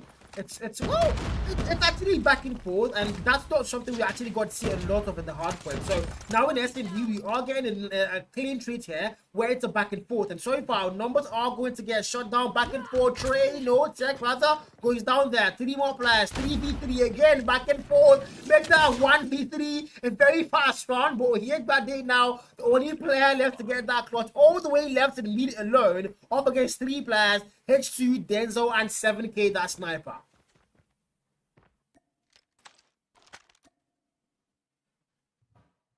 Of course, it is. Right now, plant already going in there. That's Denzel with the plant. Oyegbade left with that animal stacks to go ahead and do what the UH player couldn't do earlier. It's a 1v3. It will be nice to go ahead and see a clutch with that Type 19 right there. They already know where he is, giving off all that information. Of course, they're already taking damage at this point. It doesn't look pretty for the man. It's going to go ahead for that rotation. Yeah, that will what would give in for the man right though. Yegbad is still standing 1v3, 3v1, H2 on the other end. Denzel as well, 7K XN, the very remarkable player. The man is going to try to, you know, try to just force the man out as a sniper right there, peeking.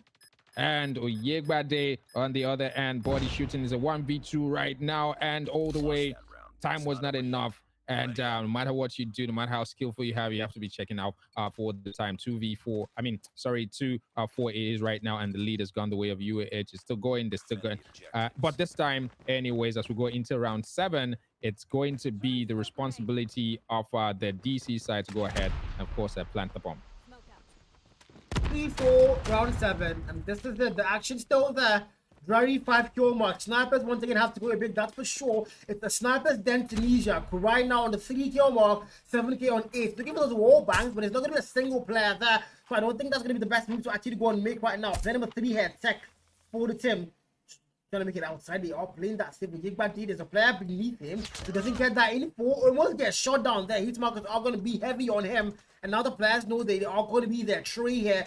Now H2 confirms one kill. Drary able to trade the man out. It's going to be a 4v4.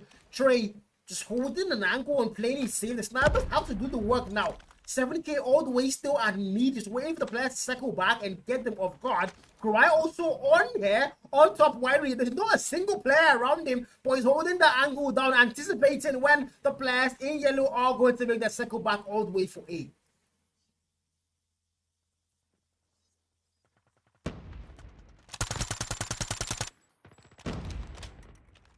Still standing right there.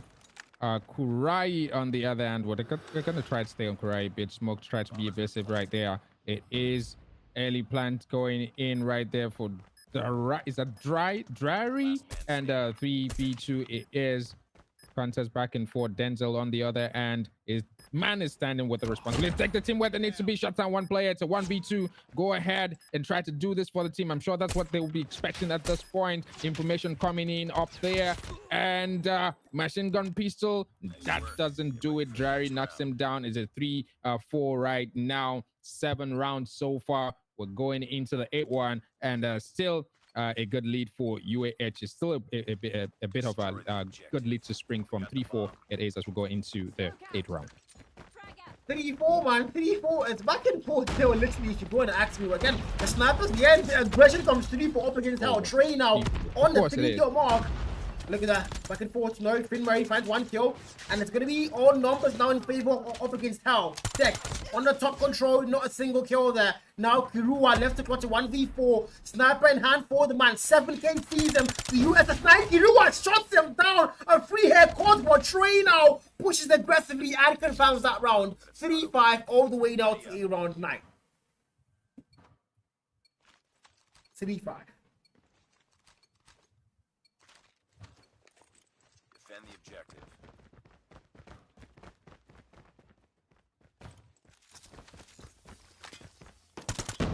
3-5.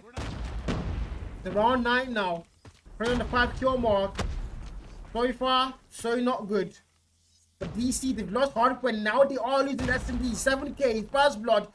Through the wall bang. Waiting for the players now to pick him. He might go and get another one there. There's nobody else on top when we H3 finds that 1 kill and up against Hell off to a really good start now. 7k sees the man there. Might get lucky, but no, luck was not on the man's side. H3 shot one more player down. We'll give back day now and Kirua left to get that clutch. Not good. Of course, it is Oyegbade. And of course, Kirua on this side. I have to be very sure that I get the name correctly. That this time Kirua gets shut down. It's now the responsibility of Yegbadi to do what no man can. The responsibility of Yegbadi to do what no man can do right there. The bomb is down, and just like before, go ahead, pick that bomb. But that doesn't seem like it's going to be happening because they're going to be coming in and holding it like really strong. 1v4 right now. The man has to be tactical. I think the strategy is just as usual, be to go ahead and try, to get that clutch. That will be what the man will be looking for because going ahead to take that bomb might not be it for the team. He already know where he is, and of course it gets shut down. 3-7 it is right there, and just like Hardpoint, S&D is looking like a total domination for the UAH team. S&D, they're dominating really, really well. The back and forth seems to have stopped at this time. We have 6-3 now. Match point for them. Also, series spread now. 7k. Looking for that wall bang again. Did get that on the round 8, 9 rather. And now in round 10 is looking for that same thing. H2 once again over. Pushes confirms that first kill. Gigbade trades the man out. It's the 4v4 now. Denzel sniper.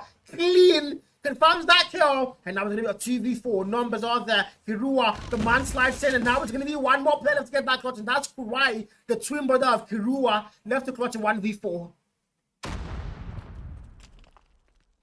Into the skies. No, GG's. 3-7, man. Lost that round, but it's not over yet. 3-7, chat. 3-7. 3-7, and it's going to be a GG. Up against how are going to take it here. Hardpoint taken, S&D also taken. And now they go into the control game that no matter what happens, they already have the series point locked in. 2-0 so far on the series. And of course, it's one. This is the thing. This is the thing about this series here. Once again, up against our win hard pretty convincingly on Naga and SND now they win it 7-3. And we saw the first game where Cars just winning 1-3 now, and I think it might go and be a 3-0 yet again on control raid for up against her. What do you think, man? Of course, it already looks like a 3-0. I mean, look at the kill count right there. Total dominance, 12 kills for Finn Mary right there, 11 for 7KXN Denzel with 4. But then come down here and look at what's happening with DC side or Yegba Day right there. 8 kills, Drari, Pool showing some power with 8 kills as well. But Tech 3, Kurai and Kurua, the KK guys, 3-3 at peace. So in terms of that gun skill going in there and showing that excellent gun power that is required to actually go ahead and win the game, it didn't. It was very, very lacking for the DC side. So yeah, that was total dominance, back there. And who's to say that with what they've shown so far, they can go ahead and just give us that clean sweep that every team wants to see. In fact, that's what everybody wants to see. Go ahead and do that clean sweep, and that might just be happening back here. Showing what they've done so far. Hardpoint, we saw total dominance, SND total dominance, and this is like a little bit here, a little bit there. That's control. And who says they can do it as well? It's already over for me. I think it's over. It's already over anyways for DC, but then it's over right now. Even when they've not started, it's gonna be control back at raid. Yeah, definitely Kraus. I mean, Magic 5 for them was a very bad Magic. And now they're going into Magic 6. And so far, it's looking to be the exact same thing. This is not a good day for them. They've lost the series, that's for sure. They have lost the series. But now they are just trying to, get that one map. It's going to be raid control. And Deadly Crowds, mind you, are a very good team. Their standing, the table actually tells you that their standing so far, I think, is number 8, yes, or number 9. It's not really that bad. So you'd expect them to actually put up a fight against anybody, especially against UAH. But right now, it looks like a clean sweep coming through for up against Hell. And I don't know if it's saying up against Hell are just too good today or DC are just bad. I don't know. I don't know what to actually leave it at right now. I think I'm just gonna stay in the middle here. For real.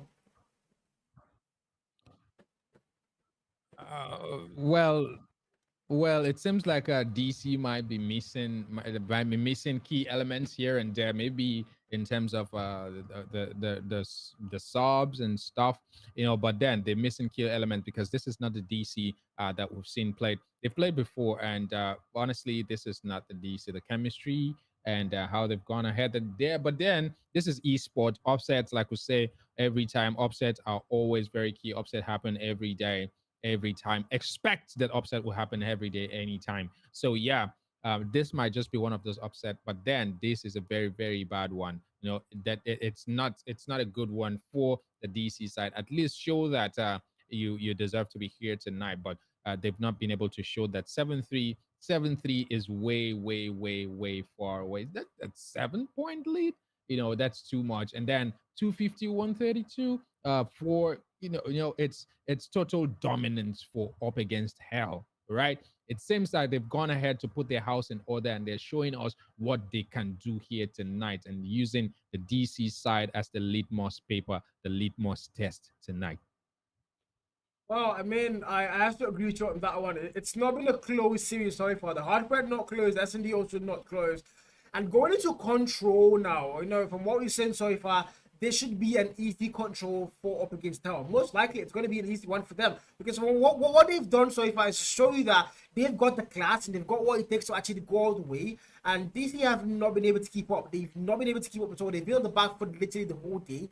They've not been able to find their footing or their pacing. So going into this one, or going into the control raid, this is a very technical map, and like I always say, raid is a very technical map where it all comes down to gun skill, comes down to teamwork, comes down to a lot of things. But all at the very last, it's all about how ready is your team in the gun skill department? Are you going to win your 1v1s? Are you going to get your lives up in a mode like control? So DC, man, this is going to be a very major problem for them if they go and lose 3-0 up against Hell. I mean, nah, it's literally going to be DC. DC are the ones up against Hell, not UAH right now, man. Basic facts. Of course, DC are up against Hell. I've been up against it. And now the name Up Against Hell is beginning to ring a bell. You know, the contest, the context. I think the supposed contest behind Up Against Hell, we're beginning to see that. You know, the psychologist pretty much, I assume, a team that have seen so much. You know, in pidgin parlance, they'll say, I don't see 99, 100, 100 and nothing. You know, I think that's the psychology behind. You're not gonna shock me again, you know. So that's the psychology behind Up Against Hell, and they're showing us, you know, that tonight, and it's actually very good to see. Yeah, but then we're going into control. Up Against Hell. They've been through hell and back, and it seems that DC is up against Hell tonight, because when you go through hell and you come out, you become hell yourself. So it seems DC are facing that hell tonight. Yeah, now we're going to head straight into the control game. 30v30 for the very first round. This is where it all ends. One team, of course, has to win here. No matter who wins it, Up Against Hell are going to win the series. But now they're playing for pride. Are they going to win all 3 maps here and get a full clean sweep and a full demolition course? So that's exactly what they're trying to do now. Up Against Hell, H2. Sanji goes down. And Tech confirms that 1 kill takes out 7k, holding that kitchen now in their favor. H2, aka Nox, trying to get a lot of kills here. 1 kill mark so far. Might go and get 2, but Tech shots him down. 27v27 up against them on the E flag. 1 tick made, and they are sending forces for that E flag a little bit more than they are trying to get.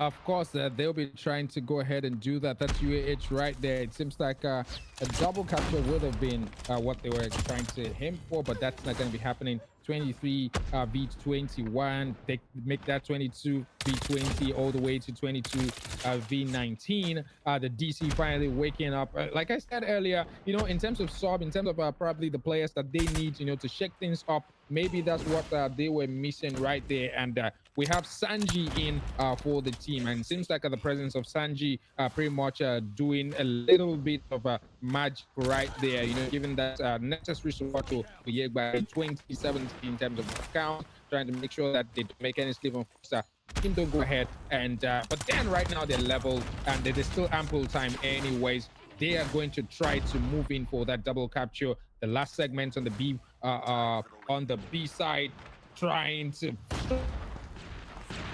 struggling, trying to, you know, in, but then unsure that doesn't have at all with the Type 19 back of the window there. Contest back and forth, and he gets shot down himself. It seems like they're finally going to get that objective, and they go back to concentrate all that power on the A side.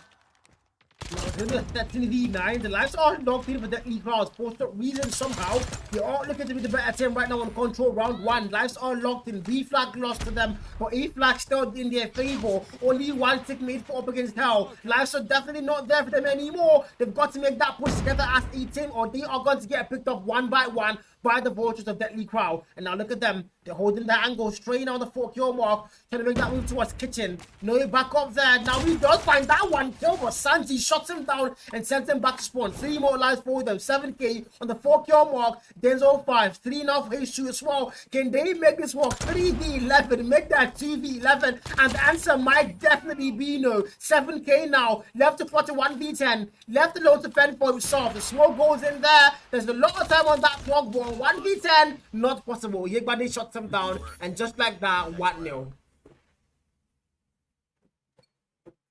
1-0. 1-0. 1-0. You know, and that makes me wonder, where was Sanji in the Hardpoint? You know, sometimes certain changes can go ahead and and shake things up. So I was wondering what happened to Sanji back there at Hardpoint. Why was he not there? But anyways, what's happened has happened. They lost it, and they have to try to come back here in the control match bracket raid. Kiruai is gets shut down. They are trying to ensure that they go ahead and capture. That's it. Is the guys in blue right now. Oyegbade moving in for that really sweet spawn traps. That's what you expect. But then it doesn't seem like it's gonna look well for him. Gets shut down. Player camping back there sends him down, and they are going to try to charge their way through the guys in yellow. Tech, the man already has the annihilator locked in right there. It will be nice to go ahead and see what happens, but back and forth it is. It seems like at this point it's going to go the way of the UAH side. Defending is always the easy task. Capturing is an enormous task, and it's not looking good for the DC side at this point. Seems like it's going to tilt the way 18-21 in terms of life count, but that doesn't always call it. We've seen life count tilt to one side, and at the end of it go all the way to level, and then just goes all the way to an offset. But then 15-19 is right now, but then it's looking good for the UH side.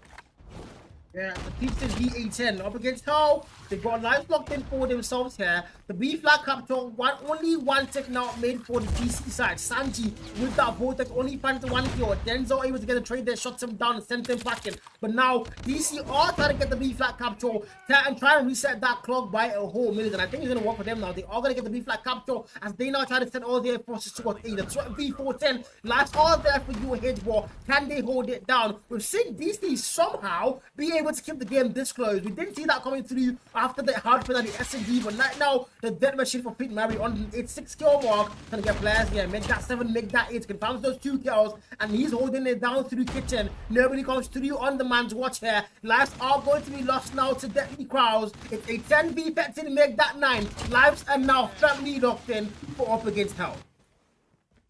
No doubt. Up against our family locked in. That's what you expect that's gonna happen.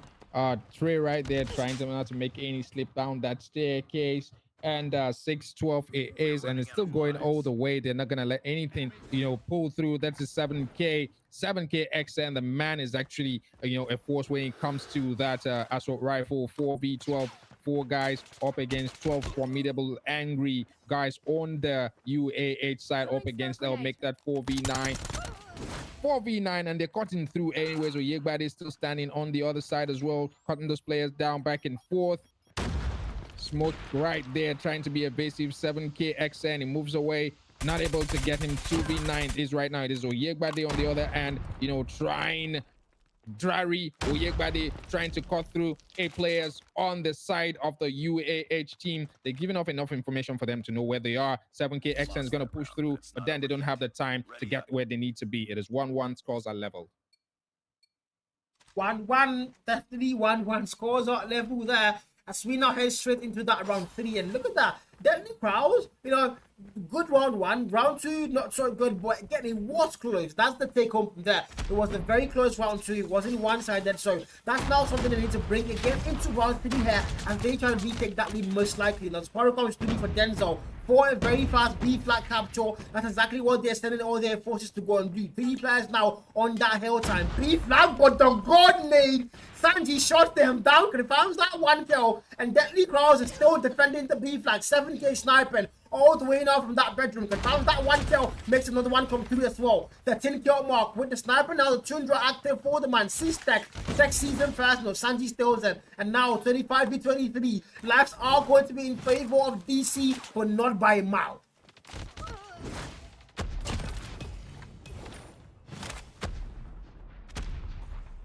Of course, live in favor of DC seems to be leveled at this point, because that's the thing with how fast-paced this gameplay is. This is controlled. It's gonna be fast-paced all the time. 20 right now, tilting the way of the UAH side, but then it's not a very significant lead anyways. But then they're trying to make it significant. They're trying to capture that B side. They know how to do that, very well. Denzel right there, spawn trap on Kurai, gets shot down. They're moving in, the boys in blue, but then it doesn't seem like that's gonna happen. We're gonna push through. They were able to complete capture there. We're gonna push through onto the A side. Denzel still locking in, trying to ensure that nobody drops off that money room, of course. DC on the other hand, holding onto that A side. holding on to that A side, defending that A side with everything, you know, they've got back there. That is Drary. Drary holding on to 11-13. It is. This is going to be a very, very tight one as well. But then they're going to try to ensure that nothing happens. 8-12, make that 8-11 at this point. It's still counting. And anyways, regardless of what happens, it seems to look better for the UAH side. 6-11 it is right now in terms of life count. Less than 60 seconds to go. Ample time it is. 3-9. And they can being turn us under 1-9. It is only Tech is left to do that work for the team. 7K XN on the other side with a war machine, and that's the end of the news. 1-2. 1-2, and of course, it's going to be an end game there for them. Up against Tout now. Match points and of course game point. If they go and win round 4 here, they automatically are going to clinch up the series out of the hands of Deadly Crowds, and that's not going to be a good look on the books here for DC.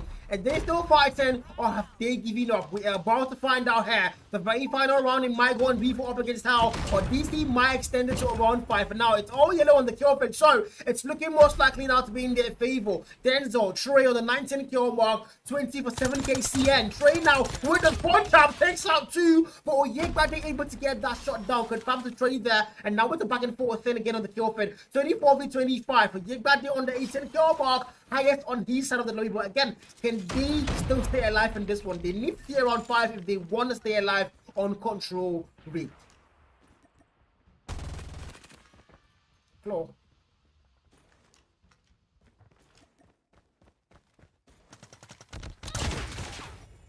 Well, they need to do that, but then that they need to do that, they have to go ahead and show that muscle. They have to go ahead and show that muscle. Claw coming in right there. Claw didn't do so much work from Oyebade right back there. 18-24. They've been torn apart. 16 right now. He gets shut down as well. Sanji on the other end getting torn apart. The players, anytime you switch, you know, to their perspective, they've been torn apart. Sanji back there with a vortex. Maybe try to do a bit of sweep right there on Finn Mary. And that doesn't work as well. Pushes it again. The second one gets him. Vortex still invested for the man, but then it seems like the cooldown is not, the cooldown time on that would not work in his favor. Vortex, nothing comes out there apart from Finn Mary going down. It goes down as well. 10-19 is right now. I think you have to give it up for them. They pushed their luck like really hard at this point, but it doesn't seem like it's gonna look it's gonna look any rosy for them. The smile at all. 9-17 it is at this point, and that's it. 1-3. Time. 1-3, right? 1-3. Time waits for no man. 1-3, and UAH takes it home. They clean all 3 maps. Carl, what is happening? DC. 1-3. Man, 1-3. I don't know what to say, man. I can't lie. If anybody told me before the actual match day, if anybody told me before the actual match day that there was going to be a 3-0 clean sweep, I would not believe it. I would definitely not believe it at all. I would not believe it on any account. 3-0? How did the 3-0 happen? I swear. How? Especially but low key. Low key in my head, earlier we're saying, oh, let's not say anything. Let's wait for the match. We're not gonna, no predictions this time. We saved our money, bro. We saved our money, man. But I'd somehow pitched DC a little bit above. We saved our money, or my money would have been lost because I would have gone, the way of DC. I thought that's gonna be a 2-1, and then DC will probably come out on top. But UAH we saw tonight, that was fire. I mean, I 251-32, 7-3, 3-1. Come on now. I am stunned too. I will not even lie. I am really stunned. But yeah, it says what it says. The game is going to be over there, and it's going to go in favor of up against Hell. 3-0. All maps won by UAH. As we now go into our very last match for the evening, it's going to be Legion Gaming versus Nagon Esports. Legion versus Nagon Esports. What do you think about that one, Naga? What do you think about that fixture?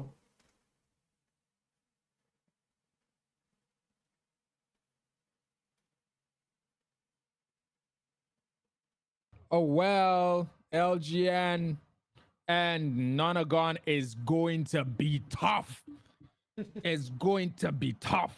That's what I think. Tough. Yeah, Tough. That's what I think. That's it's, the, yeah, tough. Tough is the if one. I am to describe it in one word, it's gonna be tough. Tough is the word to use. I do agree with that one. Tough is the word to use. You know, it's not going to be an easy one. But Legion, of course, they've got the better standing on the table. I think so far. they're ready for the players are pretty much getting into the lobby and getting ready for the next match. Yeah, they are. Guys, we're going to go on a very short break here, and when we come back, it's going to be all the way to the very last game of the evening. Legion Gaming versus Nagon Esports. That's going to be our game 3. So far, we've seen 2 clean sweeps. Game 1, Cast Esports 3-0 aggressive ops, and Game 2 up against our 3-0 deadly crowds. And now we go for a very short break before Legion Gaming and Nagon Esports. Are we going to see another 3-0? Hopefully not, but we'll see you guys when we come back for control. Cheers.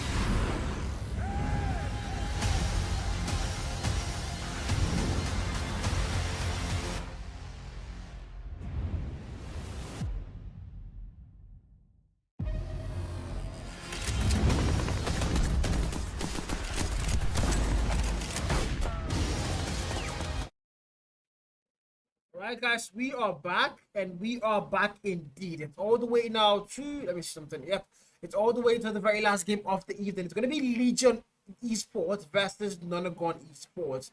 These two teams, they are our very last game of the evening. And well, we've seen 2 series already here. One was 3-0, one was 3-0. Are we going to see a third 3-0? That's the question now we're left to ask. Are we going to see 3-0, 3-0 back to back for the whole evening as we now head into our very last game of the evening, which is going to be Legion and Nagon Esports? Again, Onaga, how do you feel about this one? How do you feel about this fixture here?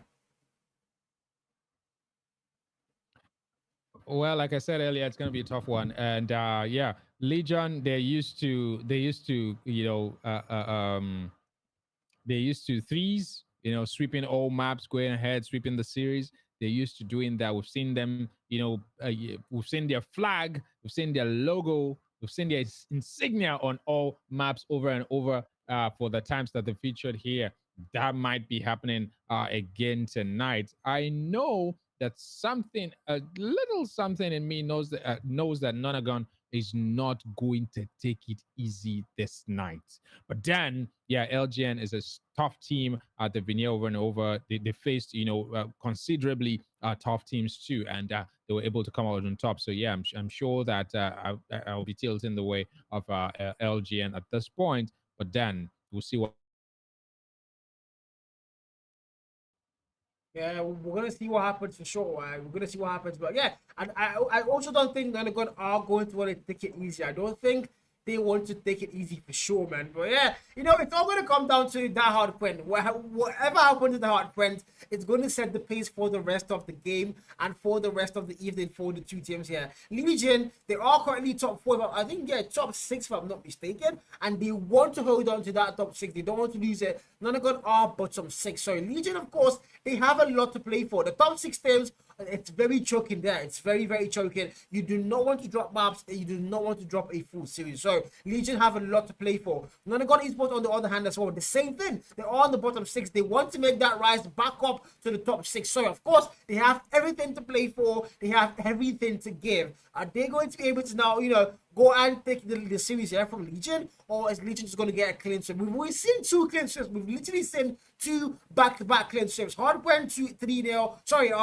first game 3-0, second game 3-0. And I don't want to see third game 3-0. Naga, the last thing I want to see right now is a 3-0 on this game. I don't see it. I'm getting tired of the 3-0s. It's too much, man. Too much.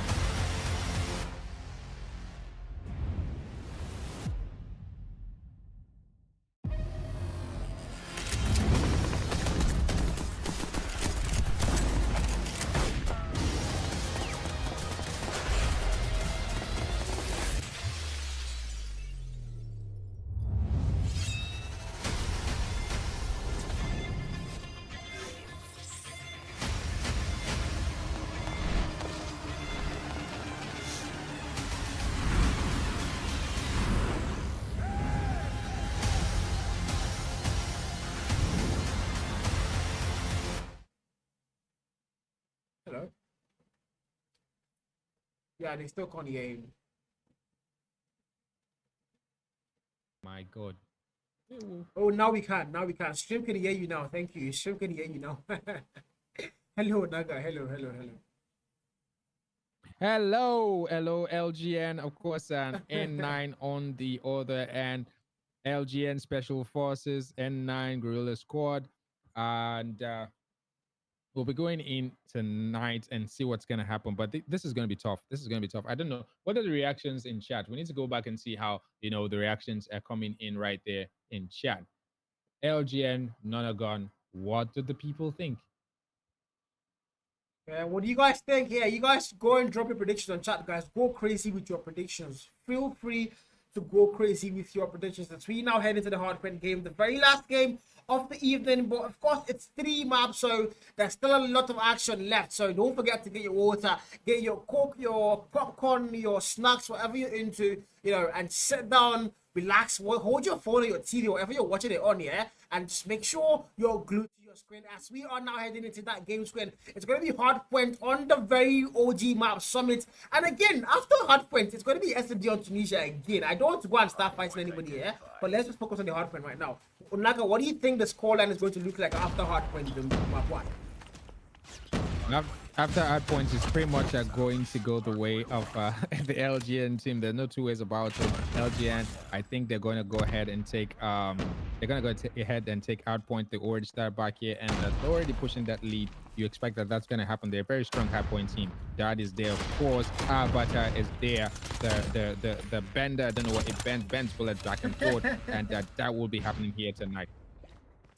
They literally, man, the vendor is also there for them. So they are going to cross 20-point mark very early on. Vector taking out players left, back, and center. Gerard is already on the 60-yard mark. Almost get 7 there, but Charles with the R9O, confirming the R9O, mind you, confirms one more kill. The R9O going to go on a spiral, and that's not a goal I see a lot of players use, but the man is doing that so well on the 5-kill mark. Now scrap time on P1 locked in for them. They need to get P2 as well. Rotations are going to be very important, but it's a very open hell. It doesn't really matter who gets there first if you ask me, but you need to get that P2 spawn while you're holding P2. And so far, back and forth on that hell. Legion now are going to be the better gun skill team so far going into P2. Of course, you expect that you'll be seeing Dad there holding, setting himself where in the position for where all that spawn trap will be coming in right there. Was able to, go ahead and clear point for the team. On-take killer drone invested for the man. Very, very much invested for him. He gets shot down as well, but then not before he got the war machine locked in right there. They're trying to break in, contest back and forth. R9O from Charles. Like you said, R9O is not very popular, but the man is making it popular here tonight because it seems like that R9O working overtime. But right now he's going to switch, go back to the war machine, knocking down players back and forth. War machine doing the Lord's work right there. Class Point has all the time in the war. Contest coming back from Pop. He gets shot down by Vector, and the guys in blue have it again. Scrap time for them. They're going to try to take advantage of the scrap time while the N19 will move in for the early rotation. 54-32 it is, and yeah, lead is going. Well, now Legion are not going to rotate first. None of them are. Well, I don't think that's going to count because now the spots have been flipped. As easy as it comes, the spawns have been flipped here, and that takes out 2 collateral to the war machine, and it's all blue on the kill for now. Devil Man trying to get that spawn. 66. Anyways, LGN, they have control right there. Fadiano with the Vortex. Shut down 2 players right there. They're going to take advantage of that very, very sweet 5 seconds to sort of build up, their hard point time. While the respawn gathers on the other end, Devil Man trying to break point, not happening for the man. Fadiano holding, that hard point, playing that objective and holding really strongly. Rotation coming in on the other end right there. I think that's Wazer trying to break point right there. It's not gonna happen today, but anyways, Fadiano gets shut down. But the guys in yellow are going to take advantage of the scrap time as usual, while the boys in blue will move into that early rotation. They already gotten P4 on lockdown right now. Vector in spawn trap position, trying to ensure that nobody moves in. Right, the Devil Man gets shot down by the man. It seems like he's going to go ahead and shut down Charles as well. It gets him shot down. Ed glitches coming back and forth. It gets shut down. All of them back to spawn point, and it's looking good for the LGN team, Legion team at this point. 116, 117, 44. They're still below the 50 mark. And so far so good. It's 100-point mark locked in with the boys in blue.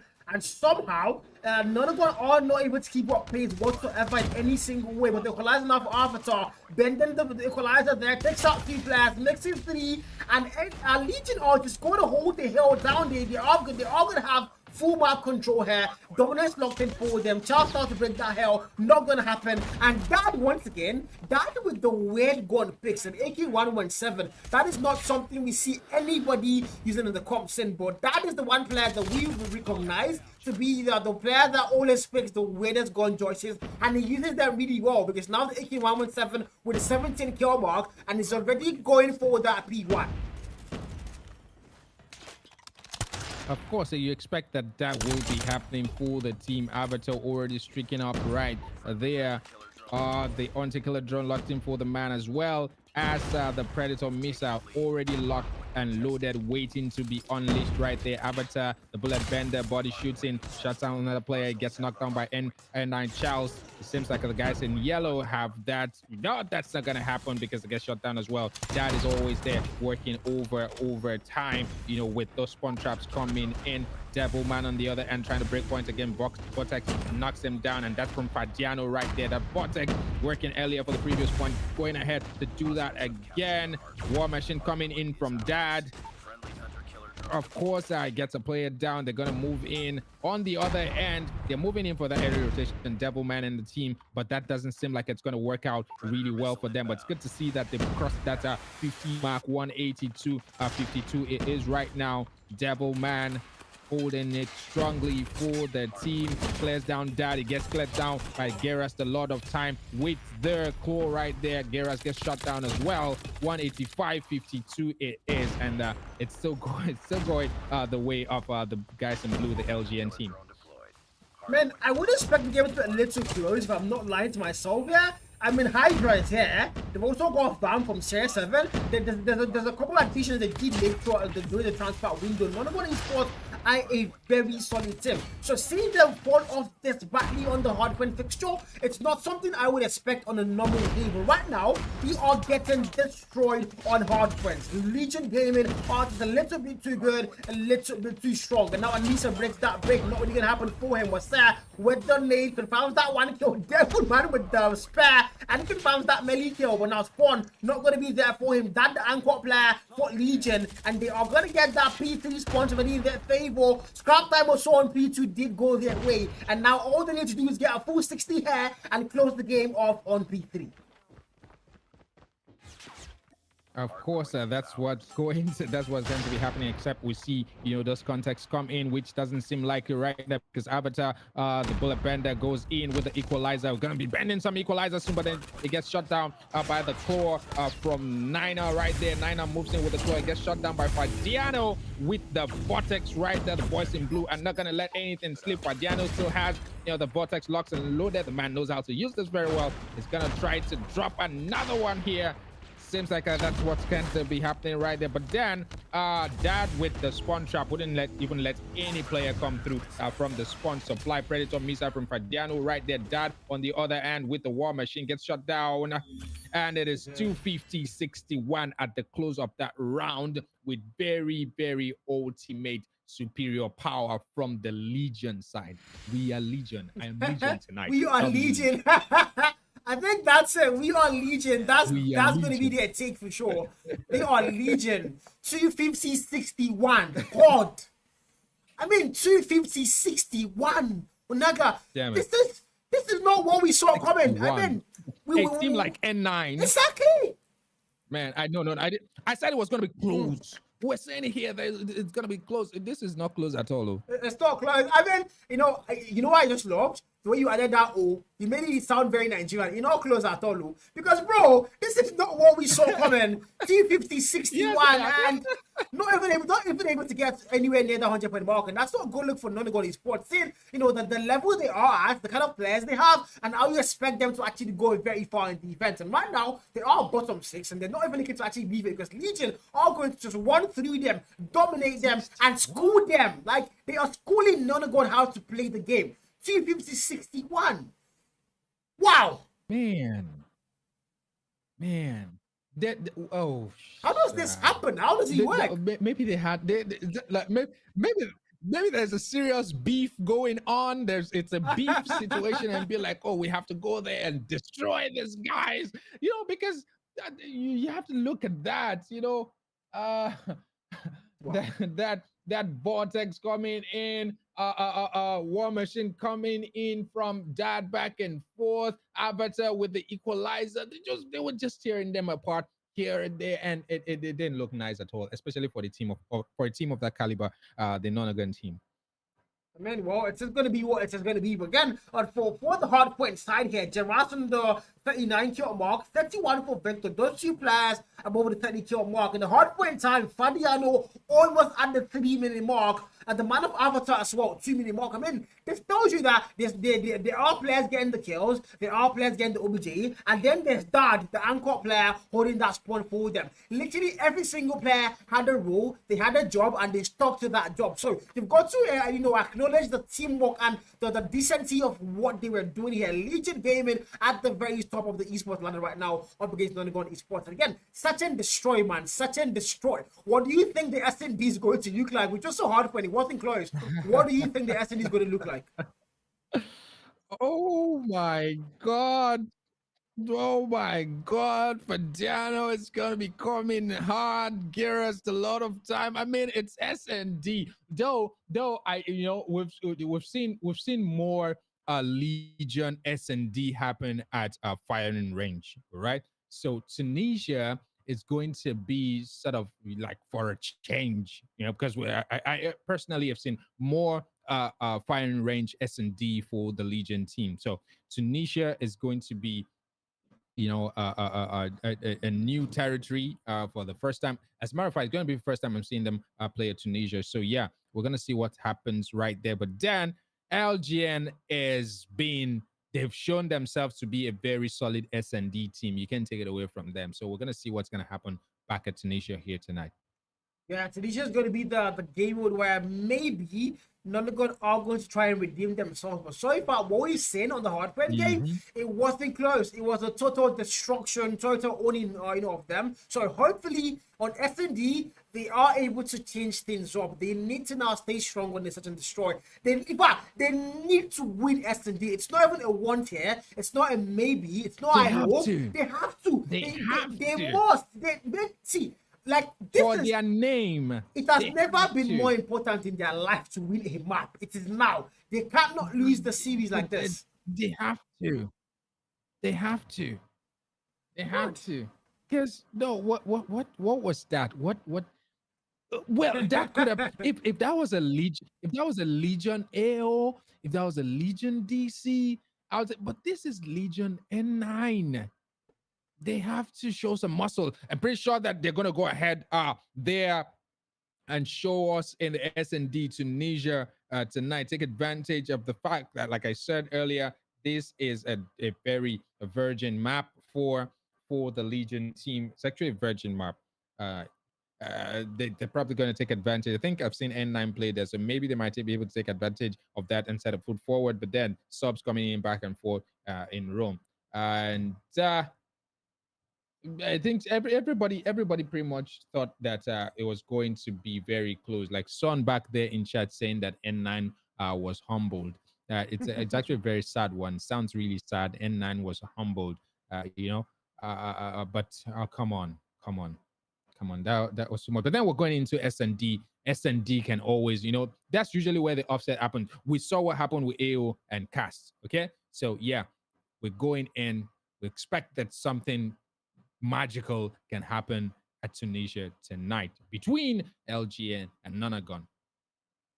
Well, the boys already got loaded into the match lobby. I think they are, and now they have all connected. Then again, we are hoping for some sort of miracle for Nagon Esports, guys. Some sort of miracle, but again, can it go and happen? Only God knows. We are not God. We just have to hope. And again, me and Naga today, we've said no betting. We have decided to not bet any money anywhere. No we betting today. Our money at all. We're not doing again. We not do again. We are keeping our money safe. No more financial mistakes. At all. Saying no to betting as we now go into such a destroy on the map like this. And now the name comes through for Avatar. Snipers have to have a very big role here. None waiting for the first player to come through. Confirms it. And that's going to be the very first one. Nagon Esports are going to get things up here, but not for too long. Back and forth, they're going to come through a 3v3 now, and it's all equal in terms of numbers. Equal in terms of numbers, but someone has to tilt the scale. But Diano on the other end pretty much are trying to look all the way to do that. It's going to go in. That's Avatar right there going in for the early plan to get shut down. It's a disadvantage for that team right now. Devil Man, it's a 1v2. But Dan Giras, the Lord of Time, is going to go ahead and plant that bomb. Does he have enough time to do that? Of course, the Lord of Time plants the bomb. And it's a 1v2. Devil Man up against Badiano and Giras on the other hand. It will be a responsibility for him to go ahead and do that. But Diano gets shot down. Devil Man, do this work. No, it doesn't do it. A lot of time gets him down, and it's a 0-1 score line after the end of that very heated 2 to 3 seconds right there. 0-1 it is right now, and the attackers claim it. That's LGN team. 0-1, that's it then, that's it then. The lead is now locked in for the boys in yellow. Nagon Esports, a slow start once again. That's not something they want to have here. They want to start as fast as they possibly can. Now, Nagon, on the 1 kill mark, the sniper there waiting for a player to make that pick, but there's nobody coming. A full 5-man push now for the side of Legion towards that B bomb, but I think that's going to be a different strategy from what we saw in the first one. Now was set all the way back here. Devil Man is going to get shot down by Vector. That's going to be the first one coming through. A 4v5 now. Numbers once again are locked in for Legion Esports. Of course, it's going to be locked in. It's not surprising that's happening anyways. The leading team will always set a full forward, but then it's a 3v4 right now. And Vector on the other end, shutting down players back and forth to make that a 2v4. Black pump, the bomb already going in. Avatar doesn't waste any time at all. Plants that bomb. And it's a 2v4 still. It's getting damaged. Of course, it gets shut down as well. It's a 2v3 right now. They're trying to level the playing field. It is Anissa on the other end. And of course, Nina standing in for the team. Nina goes forward up against Vector. It gets shut down by Vector. Make that a 1v2. Dad, Vector up against Anissa right there. Don't peek, don't peek, don't peek. Get shut down. 2-0, man, 2-0. And man, I was scared when I saw Nina pick out 3 players, and I was scared. Maybe he was going to go and get that ace. I was hoping for the ace, but he's going to get shut down, and this as well is going to get shut down. Now it's around 3 here, 2-0. The lead is locked in for the side of Legion Gaming. And again, Nagon now, they are on the back foot. They are not happy to be here. They know that they need to find a way back, and need to now wait through that and beat him up with the players to make that move towards him. Might see one, but no, the timing not there on the side. Vector confirms that kill first. Now 4v5, and again, numbers are going to be in favor of Legion Gaming. Numbers will be in favor of Legion Gaming. That's the third time I'm hearing that from Carl. It seems like we're going to hear that over and over because the Legion side will pretty much have the numbers on their side every time. And again, they have it now. It is a 2v4. Non on the other side. Would you play like a non? It gets shut down. 2v nil. 0-3. 0-3 as we go into the 4th round. 0-3. Legion clearing house. 0-3 it is. Are we gonna see a 0-4? Usually, like I always say, down the middle, that's where the other team picks up. Maybe that's gonna be happening. 0-3 it is. None with the grenade investor right there. Trophy system going in. Sets in position for those excellent snipes, but then no player in that Air4V for that snipe to come through. 5v5 it still is at this point. And so far now, the first time in the game, the numbers are going to be in favor of Nagon, but it's not going to last very long now. None. Fadi shot him down with the melee there. 3 more players, make that 2. Let's get that cross now for Sa. Finds that 1 kill. Actually, he doesn't. Now it's Anissa in a 1v4. The plan does come to the vamp. Sees that player, make the push, but no Avatar. The last airbender. What the hell was that movement? The last airbender took out the last man right there. 4-0. Naga, this is not looking good. I won't lie. It's not looking good. It's not looking good. 1-0, it's not looking good at all. It's not looking good. This guy's didn't come to play. We've seen LGN do a full series sweep, so it's not. It won't be a surprise if they go ahead and do that again. We're going into the 5th round. Man, so far, Fadi takes out first blood. Confirms 2. Oh my God, Fadiano Confirms 2 kills there, shuts them down. And just like that, it's the boys in yellow once again. Numbers are going to be locked in for them. Legion, none gone yet to give a single answer as at round 5. So far, so not good. What's said now? The bomb has gone down for the boys in yellow. And now Anissa has to make that circle back alongside his team now for that E-bomb. 32 seconds and counting down on that clock. Can they go and make it work? The answer now left up to them. I think the player said his name is Vasa. No, Vasa on the 0 kill mark as at round 5. This cannot be good. And Nisa also on 0. Those 2 players struggling to get their very first kill. Devilman now gets shot down. 2 more players in the 2v5. Of course, that would have been nice if Wessa go ahead and get that one right there. But Anissa finally gets 1 kill. And Nisa finally on the 1 kill map. But then that is not enough to get them where they need to be. It gets sent back to the teammates where they were down there in the AB 0-5 it is right now. They just need 2 points to close at the LGN team, and they're not wasting any time at all. Destroy the objective. I mean, 5-0, man. 5-0. That is not something that we saw coming 5-0 on the S&D. It's not looking good. I won't even lie. It's not looking good. Right now, Legion are just clean sweeping Nagon Esports. And N9, they've got to find a way back here. They are getting owned back and forth. And now Jamasta might get first kill, but what's that? Takes out 2, finally an answer. That able to get that trade there, goes down to 9, back and forth. Now it's going to be a 3v2. 3v2. Finally, we're getting a response from the Nagon N9 team. Maybe they're able to sustain this response. It will be nice to go ahead and see them sustain that response right there. Sia, Niner, peeking back and forth. Now they have to respect them. Fadiano on the other side, Fadi and Avatar as well. A lot of respect coming through. Bomb is down. They're going to go ahead and camp that. Ensure that no players come in, get it. The responsibility will be at this point to just go ahead and clutch up because, getting that bomb is mission impossible. Getting that bomb is mission impossible. Fadi right there. It's not able to get that shot. Gets damaged right back. It gets shut down. Now the onus is on Avatar to bend through. No bending tonight. 1-5. Finally, my God, they're going to get 1 round. There should be something that's actually pop champagne through.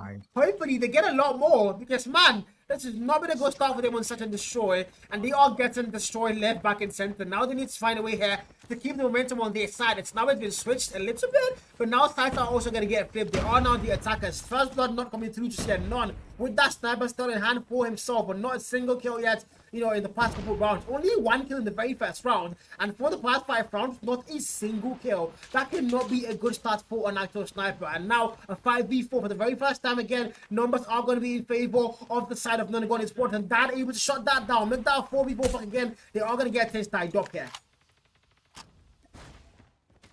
Of course, the Nagon side are looking good, but then it's not going to be for long. It's a 2v3 right now. It seems like they're shutting them down at the speed of light. Vector back there up onto Anissa.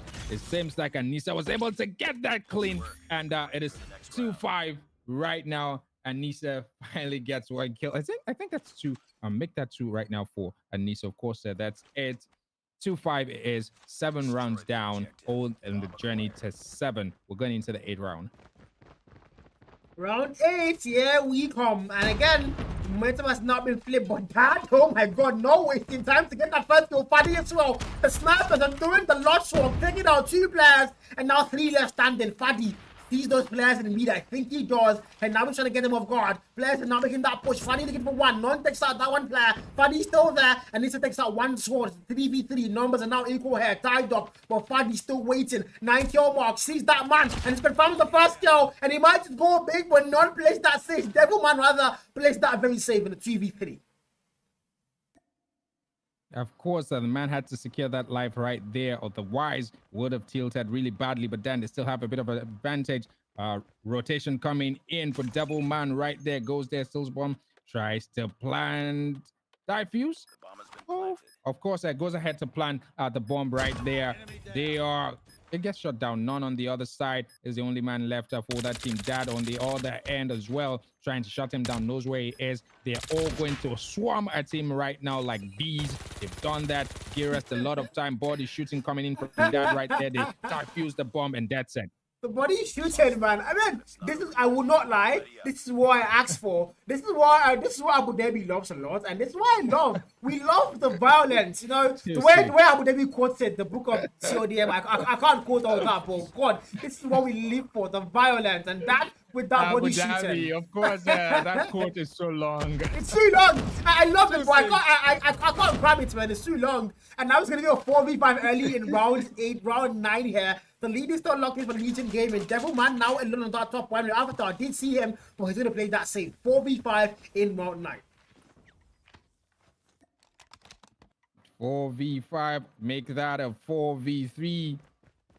Numbers locked in for the N9 team. Of course, they have to show some muscle. But then, if there is one thing we've seen with the Legion team is a 7-2 history, 7-2-2-7 history. They always do that almost every time. Are we going to be seeing that happen? Because it's gone all the way to a 1v3 right now, 2v3 all the way to a 1v3, and Wazer's the only man left standing to do that for the team.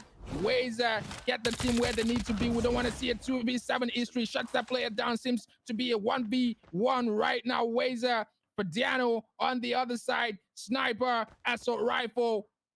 Back to back. Let's see who takes it. Wazer on the other side. Try not to give any information. I try not to make any slip. It's going to try to crouch it through. Padiano on the other end. Also trying to respect the man. Has the USS-9. It's a double combo right there. USS-9. Tundra for the man, whichever gets it first. Cat and dog, mouse and cat, trying to be as sneaky as possible. Wazer on the other end reloads. What do you think is going to happen, Carl? There's a lot of tension going on, I wouldn't especially lie. from my end. And that's why I'm so quiet. I wanted to see what happens. I'm very quiet now, just looking onward, see what they're going to do. They're both just running around the map like headless, footless chickens, especially Wasa. The bomb is not going down for him. Now there's no time on the clock. He literally just wasted all the time he had, and he didn't plant the bomb, and now time runs out. And what was that? What is even that? That's it. Like, why again? That's the LGN history. Onaga, why circle around the map 10,000 times when the bomb is right in front of you? You pick up the bomb and get the plant. What was he thinking? He literally went around, turned around the whole map, came back to the bomb, and time ran out. Like, what was he thinking? I'm confused. What was he thinking? That was I don't get it. Yeah, that like, was Wester right there. Maybe the pressure was... No, it's not pressure. What was he thinking? How? Like, the bomb was in front of you. You took out 2 players. Why go and turn around the whole map? It was Wester. Wester was the last man. The pressure was getting Wester, so Wester couldn't do it. The pressure was getting Wester. You've heard that before. No, it's not even funny at this point. It's actually annoying to me because I'm trying to understand what I just watched. In the sense that this guy is a seasoned pro player. He knows he's meant to know what he's doing. So why would you circle around the map and not plant the bomb when you know you're attacking? Did he forget?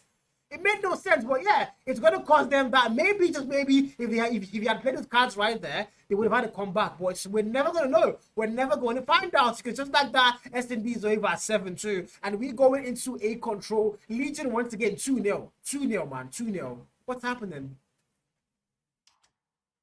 Man, 2-0. And with what we're seeing from Hardpoint and... you know when you see leads like this, 250-61, 7-2, you already know what's gonna happen at control. LGN is gonna come in like the demolition man, right? When you see leads like this, you already know what control is gonna be like. That nobody needs to tell you. It's okay. Anyways, we're hoping that the Nagon side will pretty much come in and show us something that we need to see, and something that makes us, so at least something that we an example of something that we know of that we didn't play before, and it wasn't really like this. Maybe not against a team as formidable as this, but then again, Legion team seems to be that team that whenever they go and they come back stronger. That's one thing, that's one thing I've noticed about them. Whenever they come, whenever you see them play, they play better than they played before. So every time they come here, they show that muscle. It's not the first time that we're seeing a clean sweep in terms of maps for the LGN team, and it would not be a surprise to see that tonight. Like I said earlier, the usual history for LGN is 7-2 SND. We've seen another 7-2 SND, but this is happening at Tunisia, not firing range this time. They're going into control. It's going to be a massacre. I already foresee that. Man, the control rate once again. I would not lie. I think I as much as we try to play nice at times, I think from what we've seen so far, it's definitely going to be a massacre. Because Nagon Esports right now, they've not been at their very best. S&D not close. Hardpoint even not closer. And now we go into control, where we do know how heavily dependent on gun skill this game mode is. Control. And again, the map rate, oh my god, this is a map of technicality. So right now, Nagon Esports, they don't have a single standing here. Right now, they look like they are just going to get 3-0 on control. But that's the thing. That's one thing about them. That's one thing about esports. Anything can happen. We might see a cleanser on the first two maps, and then somehow they decide to wake up before the very last map. So now we are hoping somehow the Nagon are going to wake up. The N9 we know, this is not the N9 we know that took a map off of SSS. This is not them. Right now, they're looking like, forgive me, God. But they're looking like AO. Forgive me, AO, guys, bro. They're looking like you guys. They're looking like AO. This is not the N9 I know, man. This is not them. It's not them. Maybe they had a few drinks. Maybe they had a few drinks for the AO team. Maybe they did like a hangout and had a few drinks, and AO had to show them the way to lose. I would say that here tonight. But anyways, forgive me too, AO. It's banter for banter. It's part of the game. Please forgive me as well. I'm gonna toe the line of Carl right there. Forgive me too. But then what we're seeing here tonight is not it at all from the N9 team. Come on there. Devilman is there. Wesa is there. Niner, Anissa seems to be, for me, Anissa seems to be a new face. First time I'm casting, and then Anissa is there. Yeah, Devilman has been like yes. constant. Yes, Niner as well, Wesa. So Chelsea, it seems like a new one for me too. But then this is a team that they played together over and over. They're solid, and they played one of the big guns, and they played excellently well. Exactly. That's why I'm shocked. That's why I'm shocked. Is it that Legion made us sleep earlier? So maybe Legion had not woken up before, and they finally wake up, because like I said, they come back, and they perform better. So maybe we're just seeing a build-up of momentum for the LGN team. Yeah, but again, not to be too harsh, yeah? They're going to have to find a way back. They have to find a way back. It has not been a good first season. It has not been a good series for them. They have lost first map. They have lost map 2. Can they now try for pride to at least win that map 3? The question I don't think we can answer. Only the players can. As we now go all the way to the very last map of the evening and for the match week as well. Nagon Esports versus Legion, and 30v30 control on weight.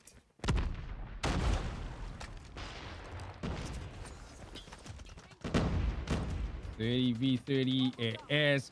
But then it seems like the Nagon team finally woken up. They're angry at this point. Devilman, a spear going in right there. Melee back and forth. Geras on the other side. Devilman there holding, making sure nobody peeps out of that window. Fadi on the other side shuts him down. It seems like it is still looking good for the Nagon side, and Nisa back in the point. They're trying as much as possible to go ahead and cap that point. The last segment left, they've been able to capture that B side all the way. Energy has to move to A side right now. And 23-25, the B flag now captured for them. They're going to have a very fast capture, and they've got lives locked in. So yes, this is what I want to see. This is the answer I'm looking for. This is the answer I am looking for. I want to see them be able to go and dominate a game mode. And if that's control, who am I to judge? That's exactly what they need to go and do now. Now lives are locked in for them. B flag captured. Now they send all their forces left to A. 32 lives in their favor, up against 17 for the side of Legion. Lives are locked in. A flag now being stepped upon. Now the contest comes through, and Nisa there, and Niner saves his life and confirms that kill for him. And it looks like Nagon Esports have finally woken up. They are shutting down players left, right, and center all the way through the map here, and total map control now for Nagon Esports. Is this not the Nagon that we know? This is another gun that I got to see earlier on. I didn't know what happened here tonight back for the two modes right there, but it seems like they're working up right there. Devil Man in Money Room, Niner as well. They're pushing in 8, 8, 7, 18, 8, 18 earlier. Make that 7, 18. Make that 5 right now. 5, 16. 5, 16. And the Legion team are pretty much being torn apart, and we are not seeing anything that looks close. Right there, Devil Man still there, shutting down players. He gets shut down as well. Man with him gets shut down. 3 V12 it is. Charles on the other end coming back from spawn. We are not seeing, there's one thing that we're not seeing is we're not seeing so much of those operators right now. It seems like they're locking it down for the next round. 1v9 it is, and it is Fadiano to do that magic that Fadi knows how to do best, but no magic for Fadi tonight. 0-1 it is. It tells the way of N9, the N9 that we know, not the N9 that learn how to lose. You know, N9 that we know. I'm on my chair right now, just yelling, yeah, deep down in myself. This is the Nagon Esports that I want to go and see. Not the one I've seen in Hardpoint, not the one I've seen in S&D. The aggression finally comes alive. The gameplay finally comes. I think maybe they've had the bunch on stream, and finally they are waking up. And that's exactly what they need to go and do. Now the pre-fire and the power invested now on this round 2, and they are trying to get a very fast defense here and make sure they get last in their face. But Power takes out nobody just yet. That with the sniper takes out that 1 kill. Now Fadiano on the 4 kill mark, overextending Bombento, because actually does not steal that kill. Funny does take it, and now the A flag capture, 1 tick made. This is what they need to do out of LGN. Get an A flag capture, the harder flag to go and capture, mind you, but that's exactly what they're trying to do. That now with that sniper, 7 kill mark, and doing a lot of work for that team. One machine of a chance to break that hell. It's not really going to happen. They cannot stop that the capture on the A flag from coming through. No single way. 9 and now, the last man standing there. Fadi shuts him down, and just like that, the E flag definitely going to go in the favor of Legion as we now go to be. All powers will be sent to B at this point. The Legion team are going to be sending the whole Legion back to the B flag. You know, the most difficult one goes down first. You want to get a job done, get the most difficult one down, and then you're going to have it easy. But then you're not going to stop the N9 team. They're not going to make that an easy task for them at all. But then 19-11 it is right now, and numbers looks to be very good for the LGN side. N9 Charles trying to clear point, knocks down Dad, pushing in right there. Avatar on the other end, shutting down players back and forth. All players back here, all their resources back here. All the resources back here. Nobody trying to go in for, you know, that spawn trap. But Nina right there with the claw. Claw does a lot of work right there. Shuts down another player back there. They seem to have control. He's going to try to push in for that spawn trap. Vector on the other end. That is also there. Chops that claw as well. And 10-8 it is right now. That was a very fast leveling for that team. It seems like it's a very comfortable position right there for them. 9 on the other end, pretty much just speaking. 8-6 is, and that team seems to be looking good all the way to 6-8-5. Make that 8-4, 8-3. Tearing them apart right now. The Legion comes finally with the Legion power. Finally goes ahead, tries to capture the last segment on that B flag. Seems like that's going to happen for them. And that's it. Scores are level. 1-1, Naga 1-1. The offense get level, but I mean, Nana with that claw, taking out 5 players, but it still wasn't going to be enough to actually get the numbers up for them. Somehow, Legion are going to bring the Legion power, like you said. To get them. Yeah. And now it's going to be around 3 now. They all are tied up here. But again, so far it's not only been one-sided. That's what they can actually go and say for sure. So Nagon might still have a chance here. And look at the kill for it. It's all yellow for Nagon Esports. As they are going to send bodies in all the way now to go and defend. Why don't they take the B flag rather? And they are doing that well. Charles now trying to go with that spawn trap, I think. And that's going to be very early for them. Might really go to work. I can't really say. So far, it's all blue on that kill for Avatar now with the equalizer as they hold that B flag hostage.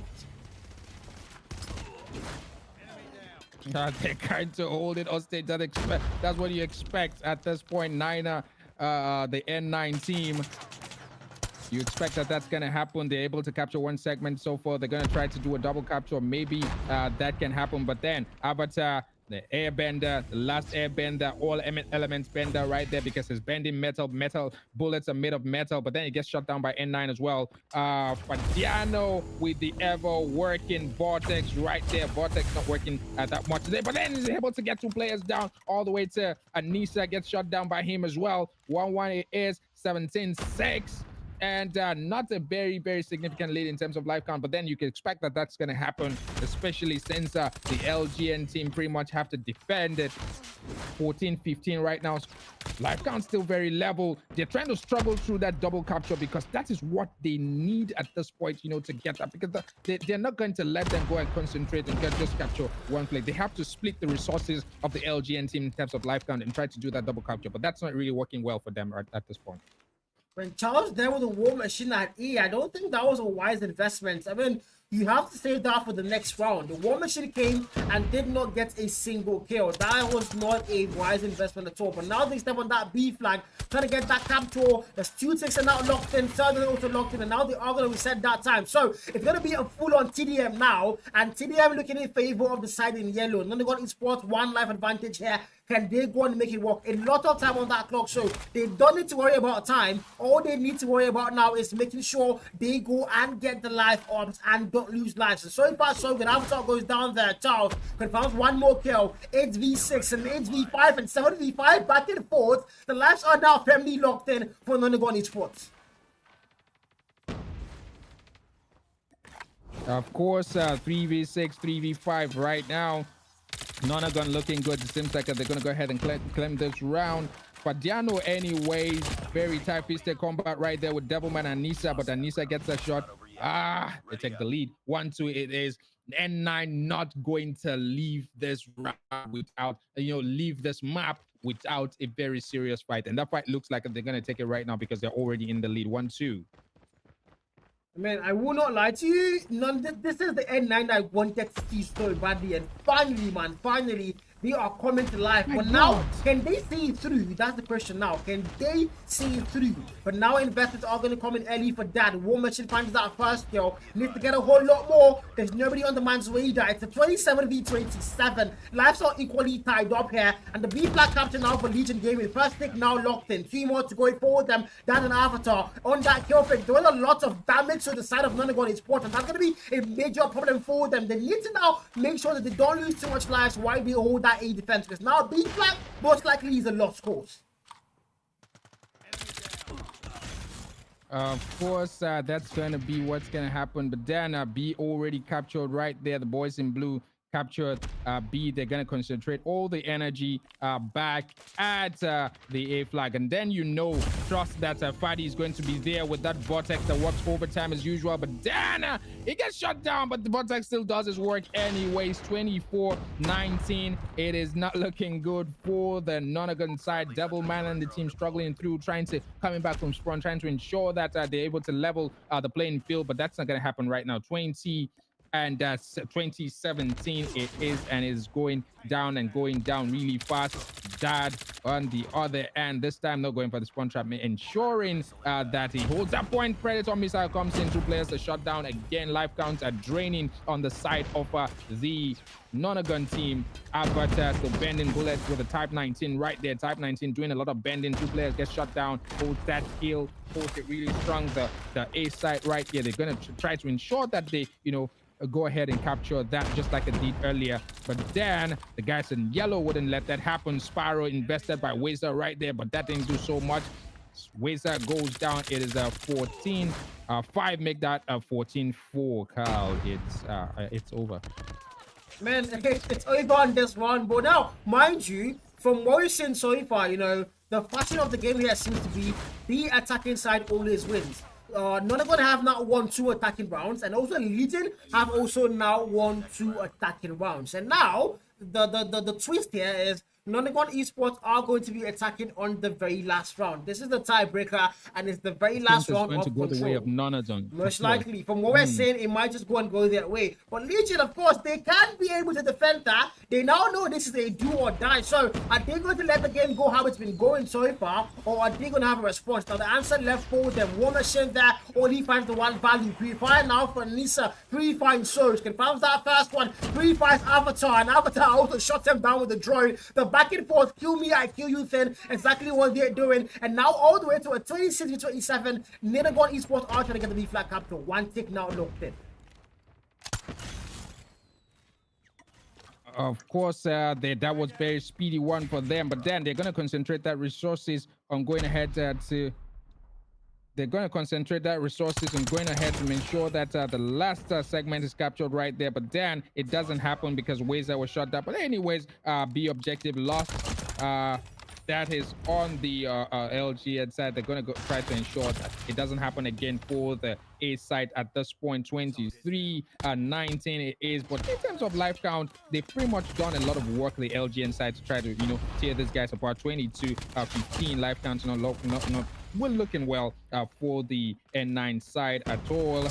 Not looking good for the N9 side at all. Avatar back there, clearing them out, ensuring that they don't even make any slips.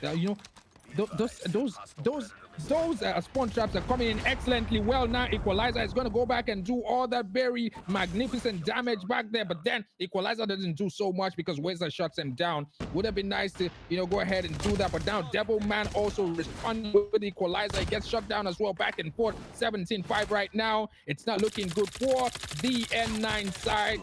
N9 pretty much pack their bag and leave tonight. Seems like the LGN team are going to go ahead and clear all map, make that a 16v4, make that a 15v4. Back and forth. Devilman on the other end. The Vortex invested for Fadiano. That Vortex that works overtime, over and over. Spiral, Vortex, everything. Back and forth. All the operator skills working overtime on the side of the LGN team. It is a 14v1 right now. I feel really sorry for the last man. I mean, look at all the players that all the players for Legion are going in for that spawn trap. They think the man is there, but the man is behind them. I think they're looking for a throw here, maybe an execution, and it's going to be oh my god. It's actually very funny to go and see. That is the War Machine shooting at the sky. I don't know what Blood is doing anymore, but it's a 1v410. The players now are trolling execution they're looking for, but the melee might save the man, and now they dance, and of course he takes out the Oh my god! Oh my god! Look at that go! gameplay. Take them down. Take them down. 10-1. It is 10-9. You can do it, Devilman. Let's go. Goes back into the type 19, but no. But I beg, nah. The time was gonna expire anyways. But Gerard says no. Gerard says no way, man. Gerard says I am not gonna take that risk, and it's going to end the game there. Wow. 3-2, Nagon Esports finally alive, man. Finally alive. Finally alive, man. Finally alive. Finally alive, bro. Woo! What a series, man. What a series, Naga. What a series. Wow. That was a tough one. Wow. That was a tough one. The last one there was a tough.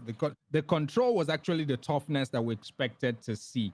The control was the toughness. We said it was going to be tough, but then we went to see that balance of power, that power balance from Hardpoint all the way through to S&D. But then it was towards the end back at control that we saw, that power balance. But anyways, we expected, the LGN team have a history of clean sweeps.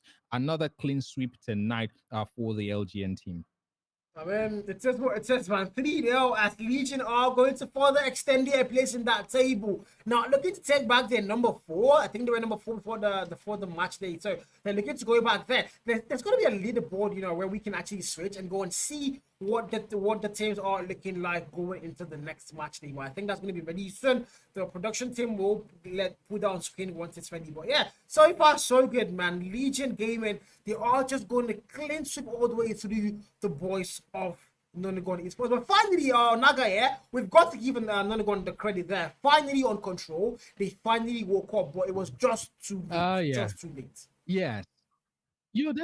it's too late. Too late. That's what we expected that was gonna happen from hard points. So what happened during the hard point? It doesn't seem like there were any significant changes made.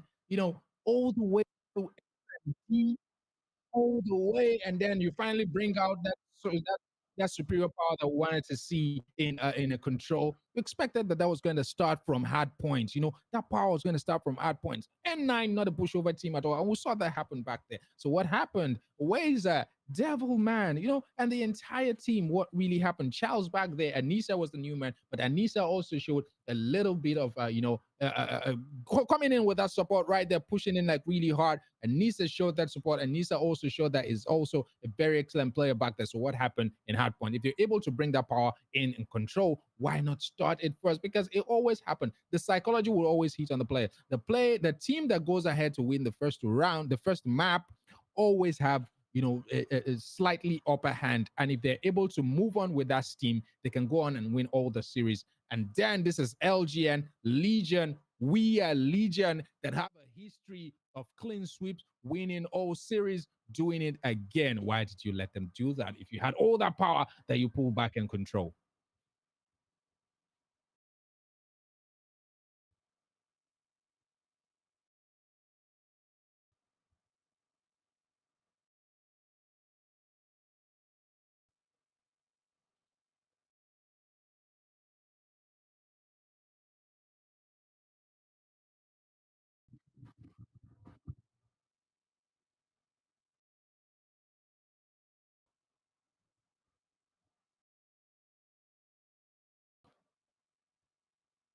Well, if you look at the league table, it is a two column of of the top guys and the bottom guys, the big guns and the tiny pistols.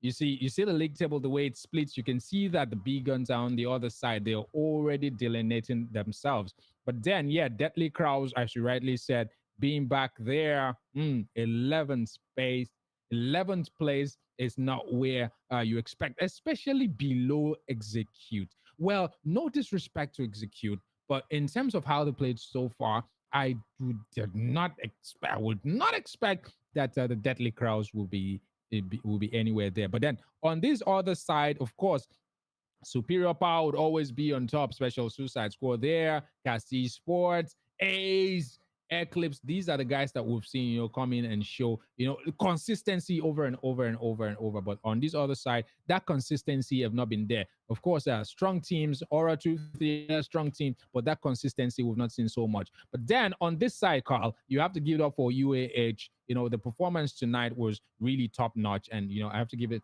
up to them. Yeah, they're on the other side where it seems like the lesser teams are, but then you have to give it up for them for tonight. Deadly Cross, as you said, is very correct. But AO, I don't know what AO came to do. Well, anyways, they still have some time to go. Maybe AO will be able to, bounce back. But then I don't know what they've been there, that bottom. They've been there scraping that bottom pot. If you're Nigerian, you know what bottom pot means. But they've been scraping that bottom pot so much so that they don't want to leave there. It's, the jollof down the bottom pot is always very sweet. So it seems like they've gotten hooked on that and they don't want to leave that spot at all.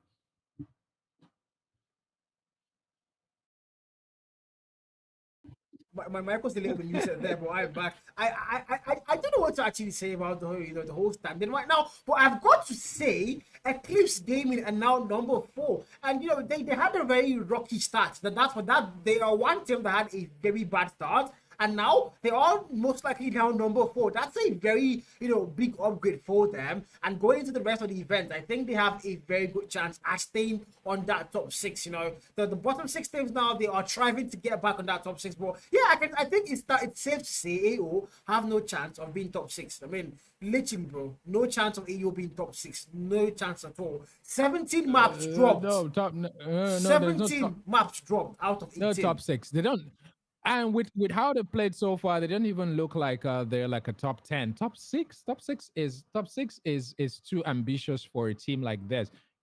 17 maps, 17. Go ahead and win one. Maybe that one was just like a peace offering. You know, when you're playing with, I don't know what team gave that peace offering to them, but then it seems like a peace offering. Now that there's been too much tension, too much banter. You just take this home so that you can be at peace with yourself. You know, so it pretty much seems like that's what went on there. But then, you know, dropping 17 maps in a league where all teams have been struggling to show their capacity is not a very good one at all.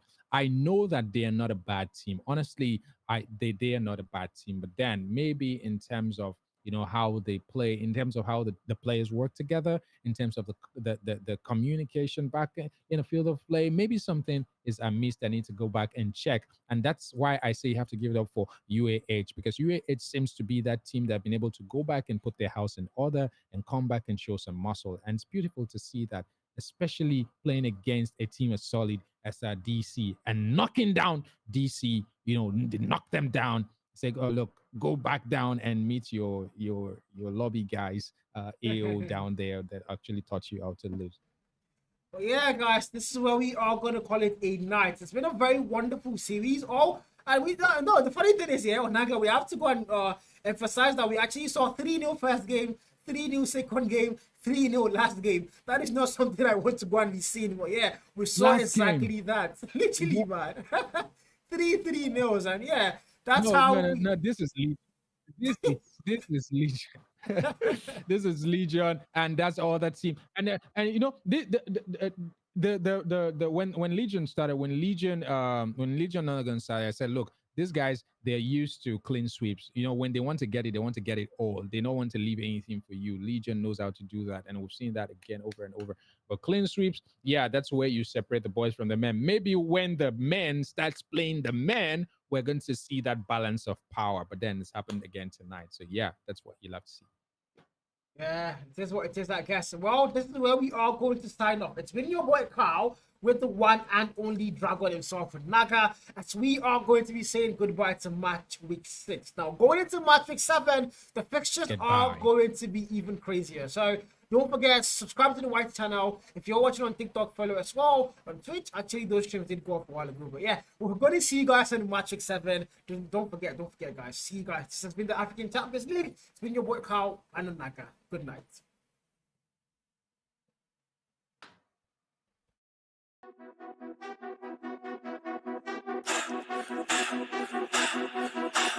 Ho, ho.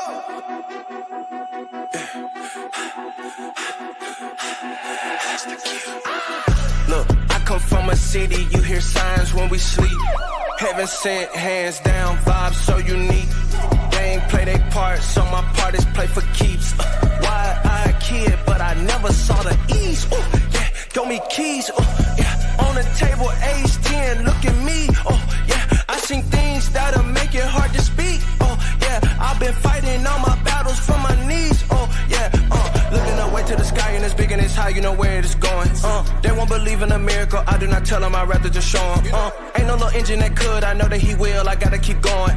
Even in a dark room, we can get it glowing like, you ain't ready, you ain't ready, you ain't ready. On the gas all season, no matter my location, I in my car reaching. Had days I was down bad, but I'm over it like tall people. Got the view of a bird's eye, but I still leave like fall season.